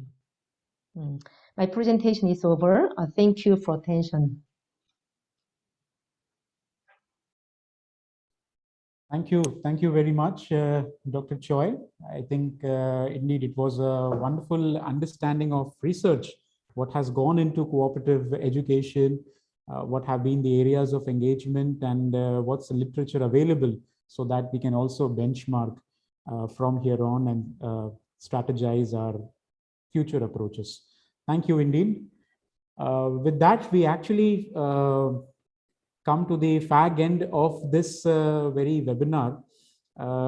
We have with us my colleague who has also done a wonderful study. She has co-authored a study on young people and cooperatives, and she'll be guiding us through the next phase of this discussion, which is about the open forum, to look at what are the questions, what are the comments, what are the thoughts that the participants might have, and how can we strategize and move forward for the next phase of this very important webinar. Over to you, Simran. Thank you, Mohit. And indeed, thanks a lot to all the speakers. It was a very, very enriching and an interesting set of presentations that we just viewed. Mohit, we have about 20-25 minutes for the open discussion, following which I shall be closing the program for today. For our regional director presented his remarks early in the beginning through a video message. And we are also thankful to all the participants who are joining, dropping, and joining back again. It shows that you are still interested in hearing us out and participating in our open discussion. So I request and urge to kindly post your comments or queries in the chat box, or what I will do is go to my gallery view and you could raise your hand, or through a symbol, through a reaction of a hand, raised hand, you could let me know if you would like to switch on your mic and speak. But before we start the open discussion, let me begin by addressing the elephant in the room, which is knowledge. So from what I saw was that all our speakers, respectively from Malaysia, Australia, India, and South Korea, highlighted that there is urgency to address this knowledge gap about cooperatives, and to start to, the way to start approaching this knowledge gap is to educate people, make people aware, make young people aware, and educate them about cooperatives. So my first question, and it is an open question to the speakers, is that are courses on cooperative education enough? Like we saw a lot of organizations have come up with online courses or offline courses on co-op education.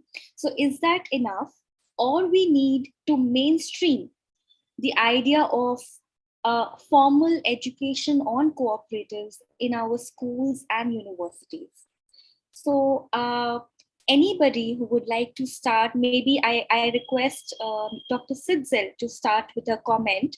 The question is, having these courses, is that enough? Or do we need to mainstream formal education on co-ops at school and at university level? Over to you, Dr. Sidzel. Well, it's a good question, but I don't know if I have any answer because as I explained, we were not able to keep our degree at the university level because of financial pressures. But what I would say is that and the universities, at least the tertiary education sector in Australia, is very kind of demand driven.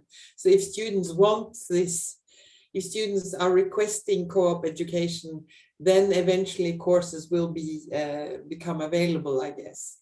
But my point is that maybe there's not enough public awareness amongst young people that co-ops are a solution. And so we need to mainstream the knowledge about co-ops. And I think one way to do that is not, of course, I would love to work more in, say, a secondary school, because there's lots of, business development and at a lower level in secondary schools. I think that would be a really important place to start. But I also think what the BCCM is doing is to latch on to hot issues in the media, basically. We had the floods in Northern Rivers that was very damaging, and instantly there were lots of media articles and op-eds talking about how co-ops were doing good work in supporting local people. And those kind of, I think, op-eds and media stints, so to speak, from the peak bodies, I think helps mainstream knowledge about co-ops. Now, how we establish a co-op curriculum in secondary schools, I think that's coming, but we are not there yet. I mean, I feel that Australia is the baby in the room compared to the other three presentations, because you've had such a long history in co-op education, and we are just starting here, really. Right. But you do believe that mainstreaming co-op education would be helpful in the long run? Absolutely, and mainstream both education, but also knowledge. I think that's my biggest problem. Every time I speak to a young Australian and I say, you do know that there's this model called the co-op, and they said, no, tell me more. And if they don't know to start with, they can't demand more knowledge about it either. So that's why I think a greater public awareness about the model and what it can do, I think is really important. Yeah, thank you. Let me now move on to Datu Ismail. Sir, you had mentioned that there is a lot of strong and positive support and encouragement from the government of Malaysia to promote cooperatives among students at school level, either through school cooperatives or through workshops and courses on education. So, according to you and your vast and rich experience in this field, how has this benefited students and youngsters who have been part of the school co-op ecosystem since, I think, late 1960s? How has this benefited the new generation? All right, thank you very much. As I mentioned earlier, that our success story, was from the various agencies that helping the school cooperative. And of course, in the beginning of 1960s, there are 9 secondary school was set up. All right, that's the pioneer. Okay, and later it grew and grew and grew, and we can see that the tremendous changes is during the 90s and also the 20s. Okay, where we can see that during this time, okay, during 1980s, Angkasa is helping much towards the development of school cooperative in Malaysia, because as we can see that, okay, as I mentioned earlier, all right, school cooperative in Malaysia is part of the co-curricular activities. It's part of the co-curricular activities together with other kind of activities in the co-curriculum. And we are giving the opportunity for the students, okay, to cooperate among themselves, okay, and we give them an opportunity to start the business. Whereas now, of course, with these members, they collect this share among the members. All right. For example, it's not really that much, okay, with the collection of these shares, and they started the business, and with the help of the teachers, of course, okay. And the function of Angkasa is to give knowledge of this cooperative. We give courses to them. We give training to them, okay, how to manage the school co-op, okay, and we also be helped by the College of Cooperative as well, okay, and this is where we can see that the student, okay, they started the business at the same time, okay, they develop their knowledge and also their self-esteem, okay, whereby we want these students, okay, in the future, okay, to have a vast knowledge of what is cooperative is about. Because if you were to interview the secondary school students nowadays, they know about cooperative. They know about cooperative, okay, and they know about the 7 principles of the cooperative. So this is where the beauty of a cooperative knowledge among the students in Malaysia. All right, thank you. Thank you, Dr. Ismail. I think that's the key, that having learned and heard about cooperatives over the years, now students at secondary level or even at higher education, they at least recognize the word, the name cooperative. For in a lot of countries, youngsters say that, oh, what is a cooperative? We have not heard of it.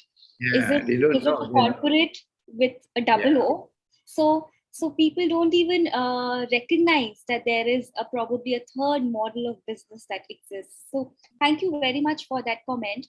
Let me now move on to Dr. Malika Kumar, who is a professor at Sri Ram College of Commerce. And India, the state of education in India, for reasons that we all know, has become very neoliberal. And when we study, we are essentially taught to be individualistic in nature, to be profit oriented in any endeavor that we take. So moving forward, what role do you see the national cooperative apexes or the Ministry of Education or the new Ministry of Cooperation playing to mainstream the idea of community enterprises and values of cooperation? So how do we bridge this gap where on one hand, at a very broad level in India, in small villages, in suburbs, etc., we are learning the neoliberal model of education. And on one hand, we are talking about ideas and values of cooperation, etc. So how do we bridge this gap, A? And what role do you see national apexes and ministries playing in the future? That's a very good question, Simran, because our colloquium has been focusing on identifying the gaps and how to bridge the gap, right? So we all accepted that there is a knowledge, information, awareness gap regarding cooperatives. You rightly said, Simran, about the when the students are taught, what is it that they have to focus on? For instance, I teach economics. And in economics, we started with maximization, optimization, making the best use of resources. And if you're producing something, then the focus has to be on maximizing profits. So when they are taught this, now when they have to apply it in life, definitely they would be applying this principle, what they have been taught in economics.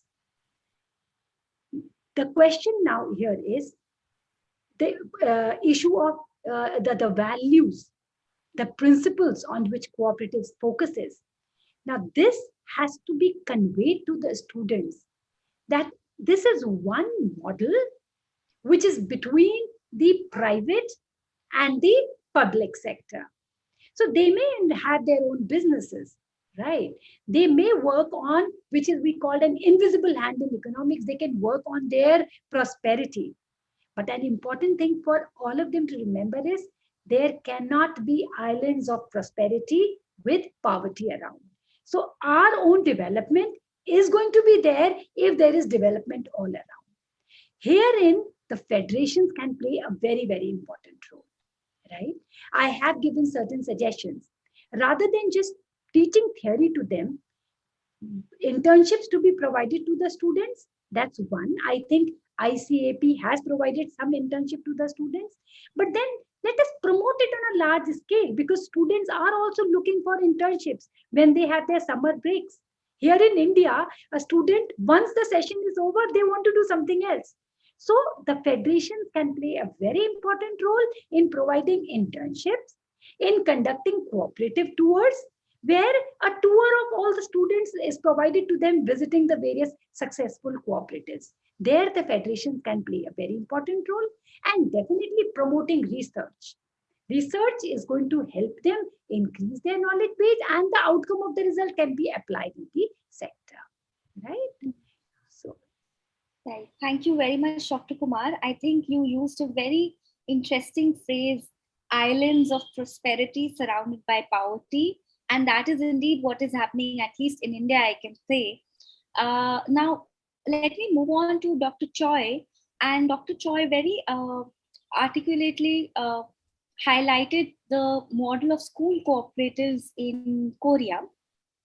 What I wanted to understand from you, Dr. Choi, is that initially when university cooperatives and school cooperatives used to get established on campuses, either by faculty or students, they were usually to meet the needs of students and faculty, needs that were not being met on campus by the institution. But given that Korea is a very advanced country, there is a lot of privatization, outsourcing of our requirements, daily needs or whatever requirements are there on campuses. So what kind of new niche or emerging needs or requirements do you think are coming up in the context of Korea? And how can cooperatives, whether it's a school or a university cooperative, how can cooperatives address those needs, especially in a post-COVID-19 scenario? I can repeat the question if you may like. Let me know, please.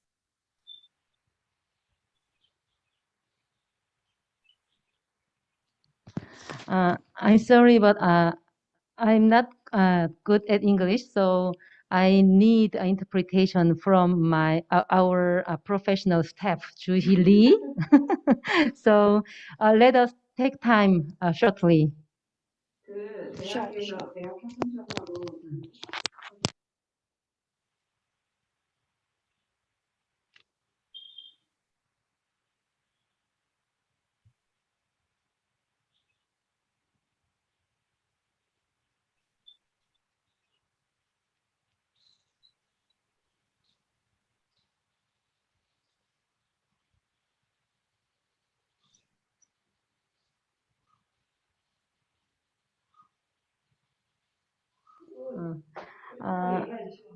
Thank you for the question, Simran.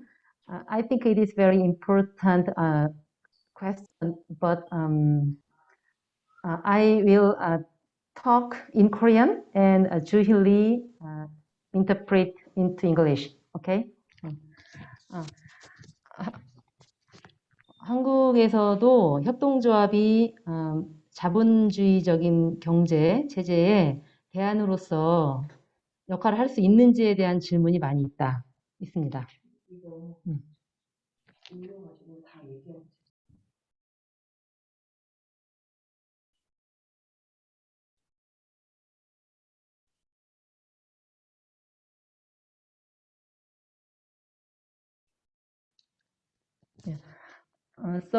그래서 협동조합들은 새로운 대안을 만들어 나가기 위해서 다양한 노력들을 펼치고 있고, 대학이나 학교에서 하는 것도 대학이나 학교, 협동조합 학교 이런 노력들이 결국은 민주적이고 그다음에 자율적인 그런 경제 활동을 할 수 있는 시스템을 만들 수 있다라는 기대를 가지고 이런 새로운 시도들을 하고 있습니다. 여기까지. So the school cooperatives in university and secondary, the schools is considered as the alternatives of capitalism in Korea. So these are the school cooperatives make efforts to provide the opportunity for members to have a more democratic and more autonomous the economic activities. And then they are making the contributed to making a system of these the democratic governance and the businesses. Good.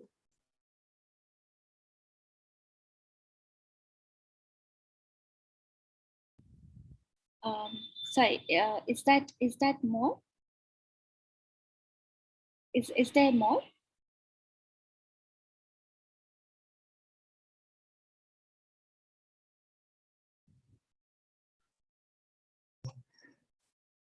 Sorry about the simple answers, but I think the Secretary answered your questions. So. Okay, so all right. So now let me move on to one last comment, which is now how do we move forward from here? The whole idea about this COOP Colloquium was not just to have a series of presentations, which we all have been doing since the pandemic started, and then go back, retire to our rooms and respective offices, just forget about it. The idea is to actually take some part of this conversation forward. And we are fortunate to have with us important stakeholders, be it senior cooperators, independent practitioners, scholars here, and even students for that matter, who can take this conversation forward.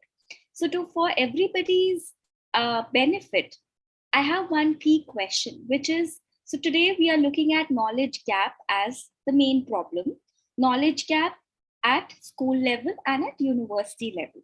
Now we all know that we have, in all countries, perhaps, we have two levels. One is private schools, public schools, that is government run. We have private universities and public universities, which are, by public, I mean they are government aided or government run. Now, most of our national apex cooperatives are, they work closely with the governments. Now, a lot of us here are also closely connected with the government at some level or the other. We do regular advocacy and licensing work with them. So where do we start? Where do we start? So we have, let's say we are talking about Malaysia, we are talking about schools here, but can we look at a university model in Malaysia, for instance, and in other countries where we already have a university model, can we look at a school model?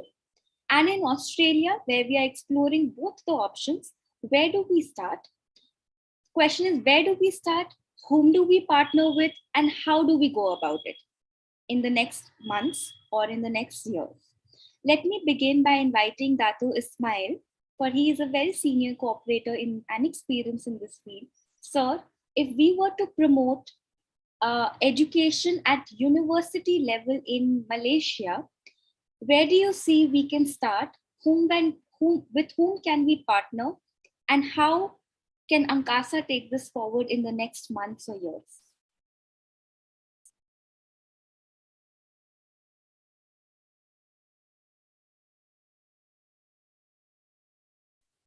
Thank you very much. Okay. This is an ongoing process, okay, because we cannot stop at the secondary level, but it must be continued in the university and colleges. And as Malaysia now, okay, we started our school co-op in the secondary level. And once these students finish their study, and they will continue at the college and university level. And at university level in Malaysia, we do have university co-op managed by, there are two types of university co-op in Malaysia. One is solely managed by the staff, right? Solely managed by the staff. And the other one is managed by the university students.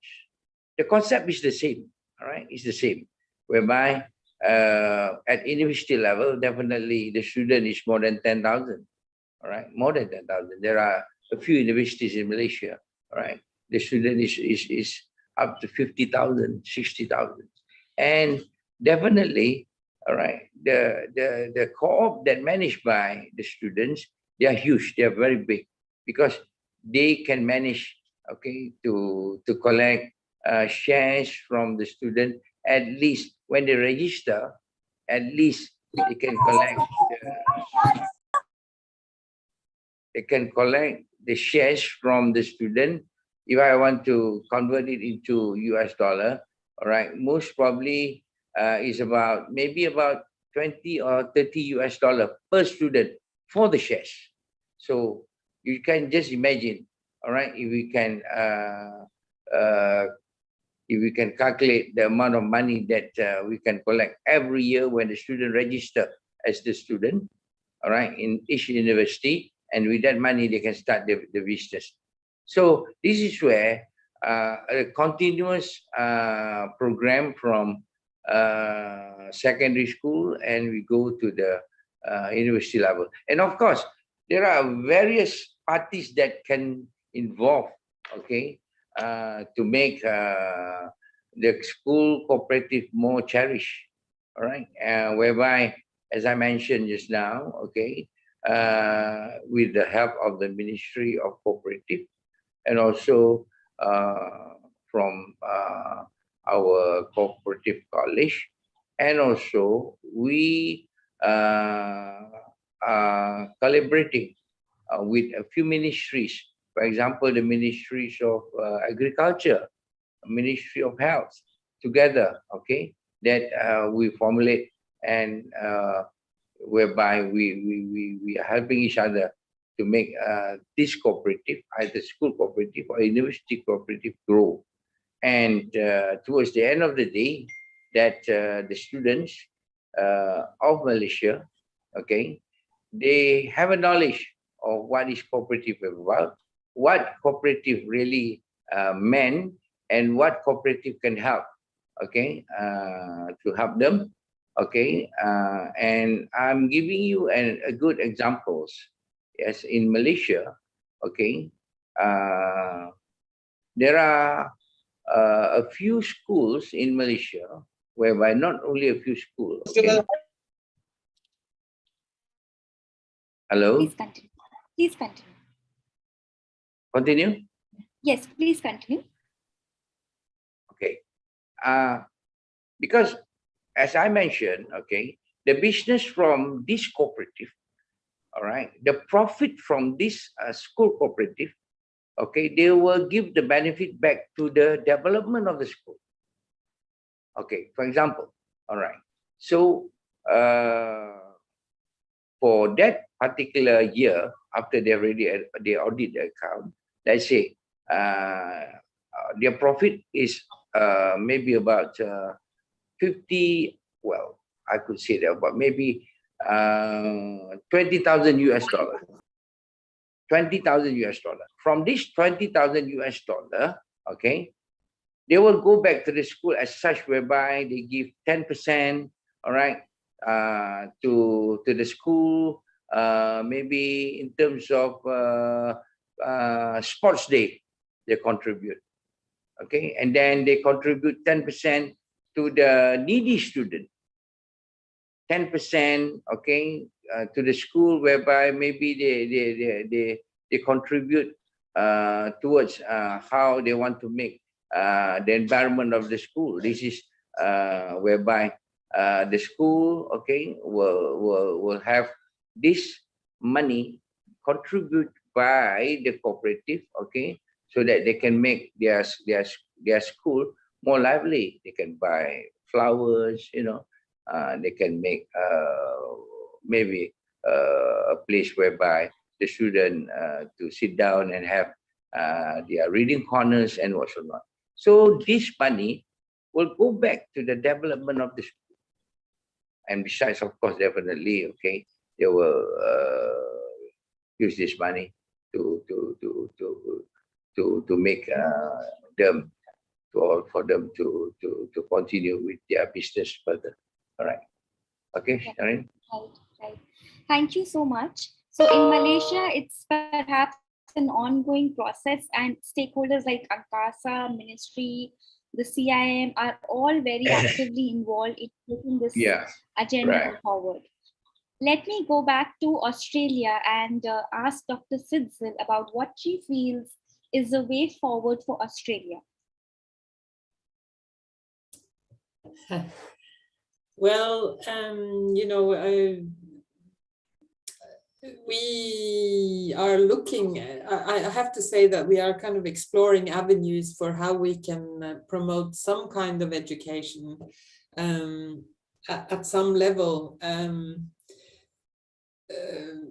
There's a kind of what shall I say, the industry would like if a course at the university and the peak body as well, that is accredited, so that they can use it as towards a degree, but they don't necessarily want a whole degree on co-ops. Okay, so maybe one course, maybe we can have an ambition of one course, but that doesn't really solve our the problem of what shall I say, extending education a bit beyond our university.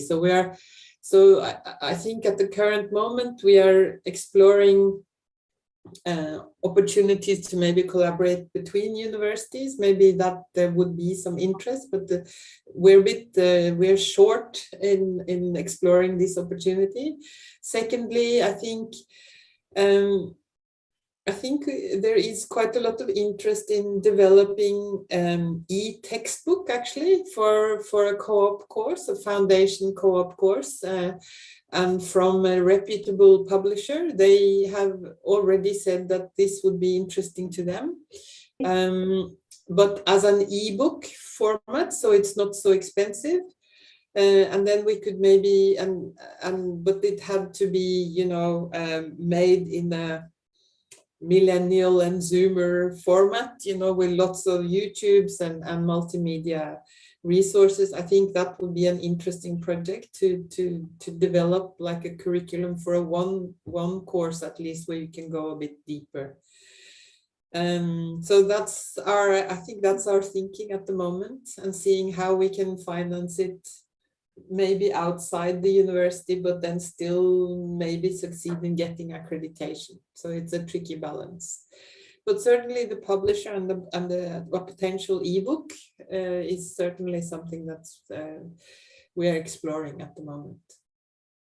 And it would be nice to have you know, regional collaboration on this. I mean, you have come so much further than us. So we are, as I say, the young ones in this area. Thank you. Right. Let me go back to Korea and ask Dr. Choi, what kind of, you had specifically mentioned that there are gaps between theory and practice, co-op environment related to young people. So what kind of partnerships or way forward you see in the context of Korea to bridge the gap between theory and practice?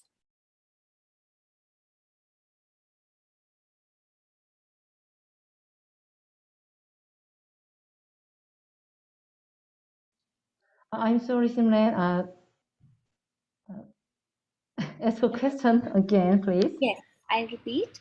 So in Dr. Choi's presentation, she had mentioned that there is a gap, there is a de-link between theory and practice. So what, according to her, can be done to reduce this gap between theory and practice? There is no clear solution about that, but we have to try to match practice and theory or philosophy or learning. And I think it takes a lot of time in the future. So, it would be good for us to share our experience in Asia Pacific areas. So yeah, I think this webinar is a good chance to share the information. Thank you. Okay. And let me also check with Dr. Kumar about her response on specifically how can policy be used as an enabling tool to promote education on cooperatives. What would your thoughts be? Simran, when we talk about taking this forward, it's very important for us to identify the stakeholders, right? For instance, earlier you asked about the federation and the ministries. How can they take it forward? I think the first thing I would say is connect. See, whatever the change in policy and all, it's going to take time. But the most important thing about anything is to start it. And it starts with a connect, a meet, right? For instance, this platform, we all have connected so well and heard about Australia, heard about Korea, heard about Malaysia. So we can connect better when we have the information, right? And then based on that information, we can submit proposal, and that proposal can be submitted to whom? The policymakers, who can further work on it. So I think a beginning has been made.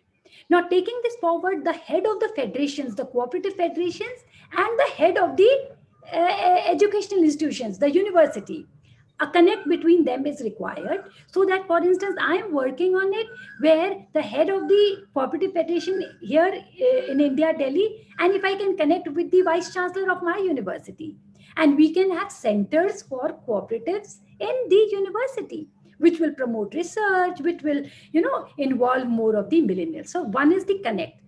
With the Ministry of Education, okay, now we want cooperatives in the education curriculum, right? So now for that, do we have any proposal? We let us prepare modules of learning, which we can submit to the ministry, and that can be included in the curriculum or can be imparted online through the, as I mentioned earlier, the Ministry of Education portals, right? So preparation of the content, the module, presentation to the ministry, and further that can be taken out, right? For example, I said identify the stakeholders, the University Grant Commission here in India. Okay, we can collaborate with them. Okay, they have Guru Dakshita program and include cooperatives there. But something in hand, when we go and meet them, we should have something in hand with us. This is what we propose, and further a policy change can be made.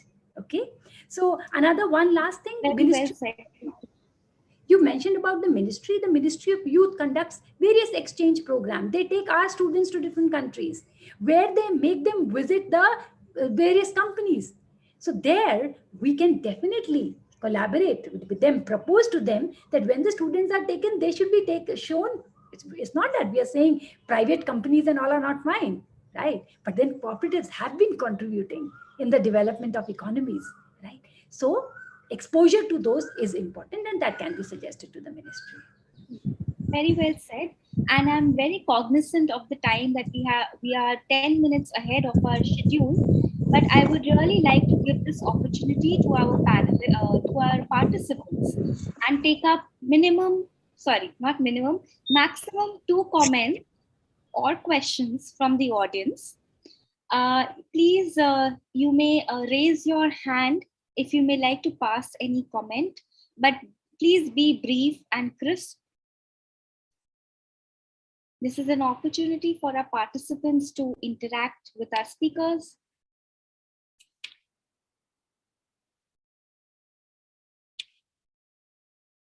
I don't see any hand raised.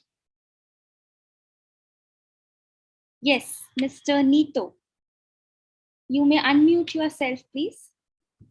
Good afternoon. Yes. Can you? Thank you for the invitation. I'm sorry I didn't get the right time to come in.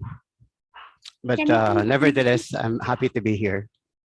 As I was listening, I'd like to share what is happening in the Philippines.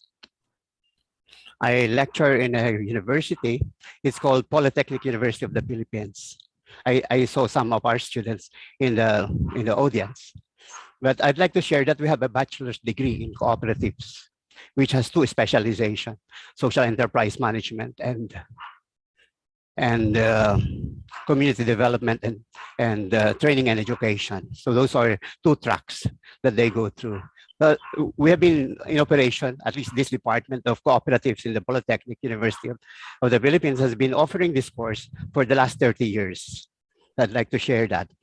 And we have more or less, after our transition from the usual 4-year college or the 10-year education, basic education, we transitioned to the 12-year, which is senior high school. So we are now going to graduate the first batch of those senior high school students who join the program. And we have an average of 400 students every year. For all, at least 400 for all the year levels, 100 in each year level. So we are going to graduate at least the first batch from the senior high school with close to 100. And well, I'd like to share also that we are working closely with the Philippine Cooperative Center. So there's a memorandum of agreement between the Department of Cooperatives, the university, and the Philippine Cooperative Center, which is actually evolving as a tertiary, evolving as an apex organization for our cooperatives, who is really assisting the department, our cooperatives, our students who are majoring in cooperatives to get deployed for their on-the-job training. So on the 2nd year level, they go on the job training for 300 hours. And for the internship, they have on the 4th year level, they go to another internship for 400 hours. On the 3rd year level, they do research work for specific social audit and performance audit of cooperatives. So they have practically 3 years of exposure with cooperatives, the students. And eventually, the program is really designed to get them involved in cooperatives. And I'd like to mention also that we have a very good, well, at least in the recent 5 to 6 years, we have a very good enabling environment for cooperatives in the Philippines. We have a new law, which is Republic Act 11364, that specifies the offering of cooperatives is starting from the senior high school level. So the students in the grade 11 and 12 will be exposed to cooperative education starting from that level. And universities, public universities, state colleges and universities are encouraged to offer a course in cooperatives or offer a 3-unit course in cooperatives, especially for the allied program like commerce, agriculture, IT, and so on. So I suppose this enabling environment is helping us, plus our strong partnership with the federation, with the tertiary federation or the apex organization so far. So we are very excited here. We're doing a lot, and I think we have a brighter the next 5 years. We see these young students as our future managers and leaders of cooperatives in the country. And we hope we can catch up with all the cooperative development in Southeast Asia, especially those that are in Malaysia, Thailand, Cambodia, or rather, Korea and Japan would be very far, and India would be very far. But nevertheless, we're inspired by your examples. Thank you very much. Thank you so much. And indeed, we are inspired by your great description of the Filipino experience. And we are very glad to know that the enabling environment in the Philippines is not only just strong, but also getting stronger day by day with your collaboration with tertiary organizations like the PCC you mentioned. So thank you very much for sharing your experience with us. If we have no further comments, I would just like to ask Dr. Dongre and if Dr. Aslan is here, if they would like to make any last comments. Yeah, not from my side. I think Dr. Aslan, if there, because I have already spoken. Yeah. Okay. Thank you, Dr. Dongre. Dr. Aslan, I don't see him here. So, all right. So in that case, we have come to the close, come to the end of our program. And indeed, it was a very interesting and informative session, I would say. And as my colleague Mohit had already mentioned, this is not a concluding program, but this is just a beginning where we engage in a dialogue and put our thinking caps on about how do we take this agenda forward. And the first agenda that we have rightly identified is knowledge gap. The knowledge gap exists at different levels, be it at data level, be it at awareness level, be it at any other level. So we can identify at least one level on which we want to work, and then identify the right stakeholders. There is ample opportunity for collaboration and partnerships. We are very well aware of the right stakeholders that are around us, be it the ministries, be it the apex bodies, be it individuals, researchers, scholars. So we know whom to contact and partner with. And hopefully, collectively, we can take our initiative forward in reducing the gaps and improving the opportunities for millennials in the co-op education space. With this, I would like to thank the two chairpersons, Dr. Yashwan Dongre, who chairs the Research Committee of ICA Asia and Pacific, Dr. Mohammad Aslan Yaya, who chairs the Committee on Cooperatives in Education Institutions. The other office bearers of the committee, Vice Chairpersons, Dr. Malika Kumar, Dr. Ichiro Nakamori, Dr. Sidzil, Dr. Choi, the co-secretaries, Professor Zeni, and the secretaries, Mohit and myself. I'm thanking myself, but anyhow. So thanks a lot, everybody, for all your contribution and cooperation. And in the end, I would like to thank the participants. I hope you take back home some important input learning on which you can work.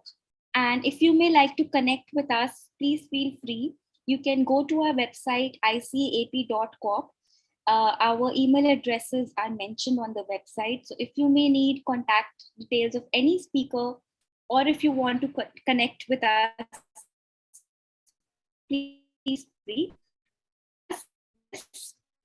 Goodbye and stay safe, everybody. Thank you very much. Yes, I'm told that we have to go. So please switch on your camera so that we can take a good picture.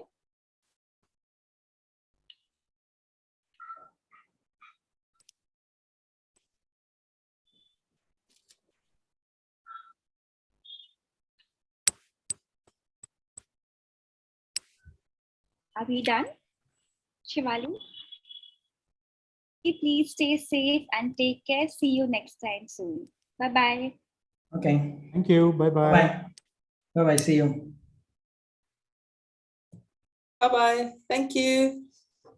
Bye-bye.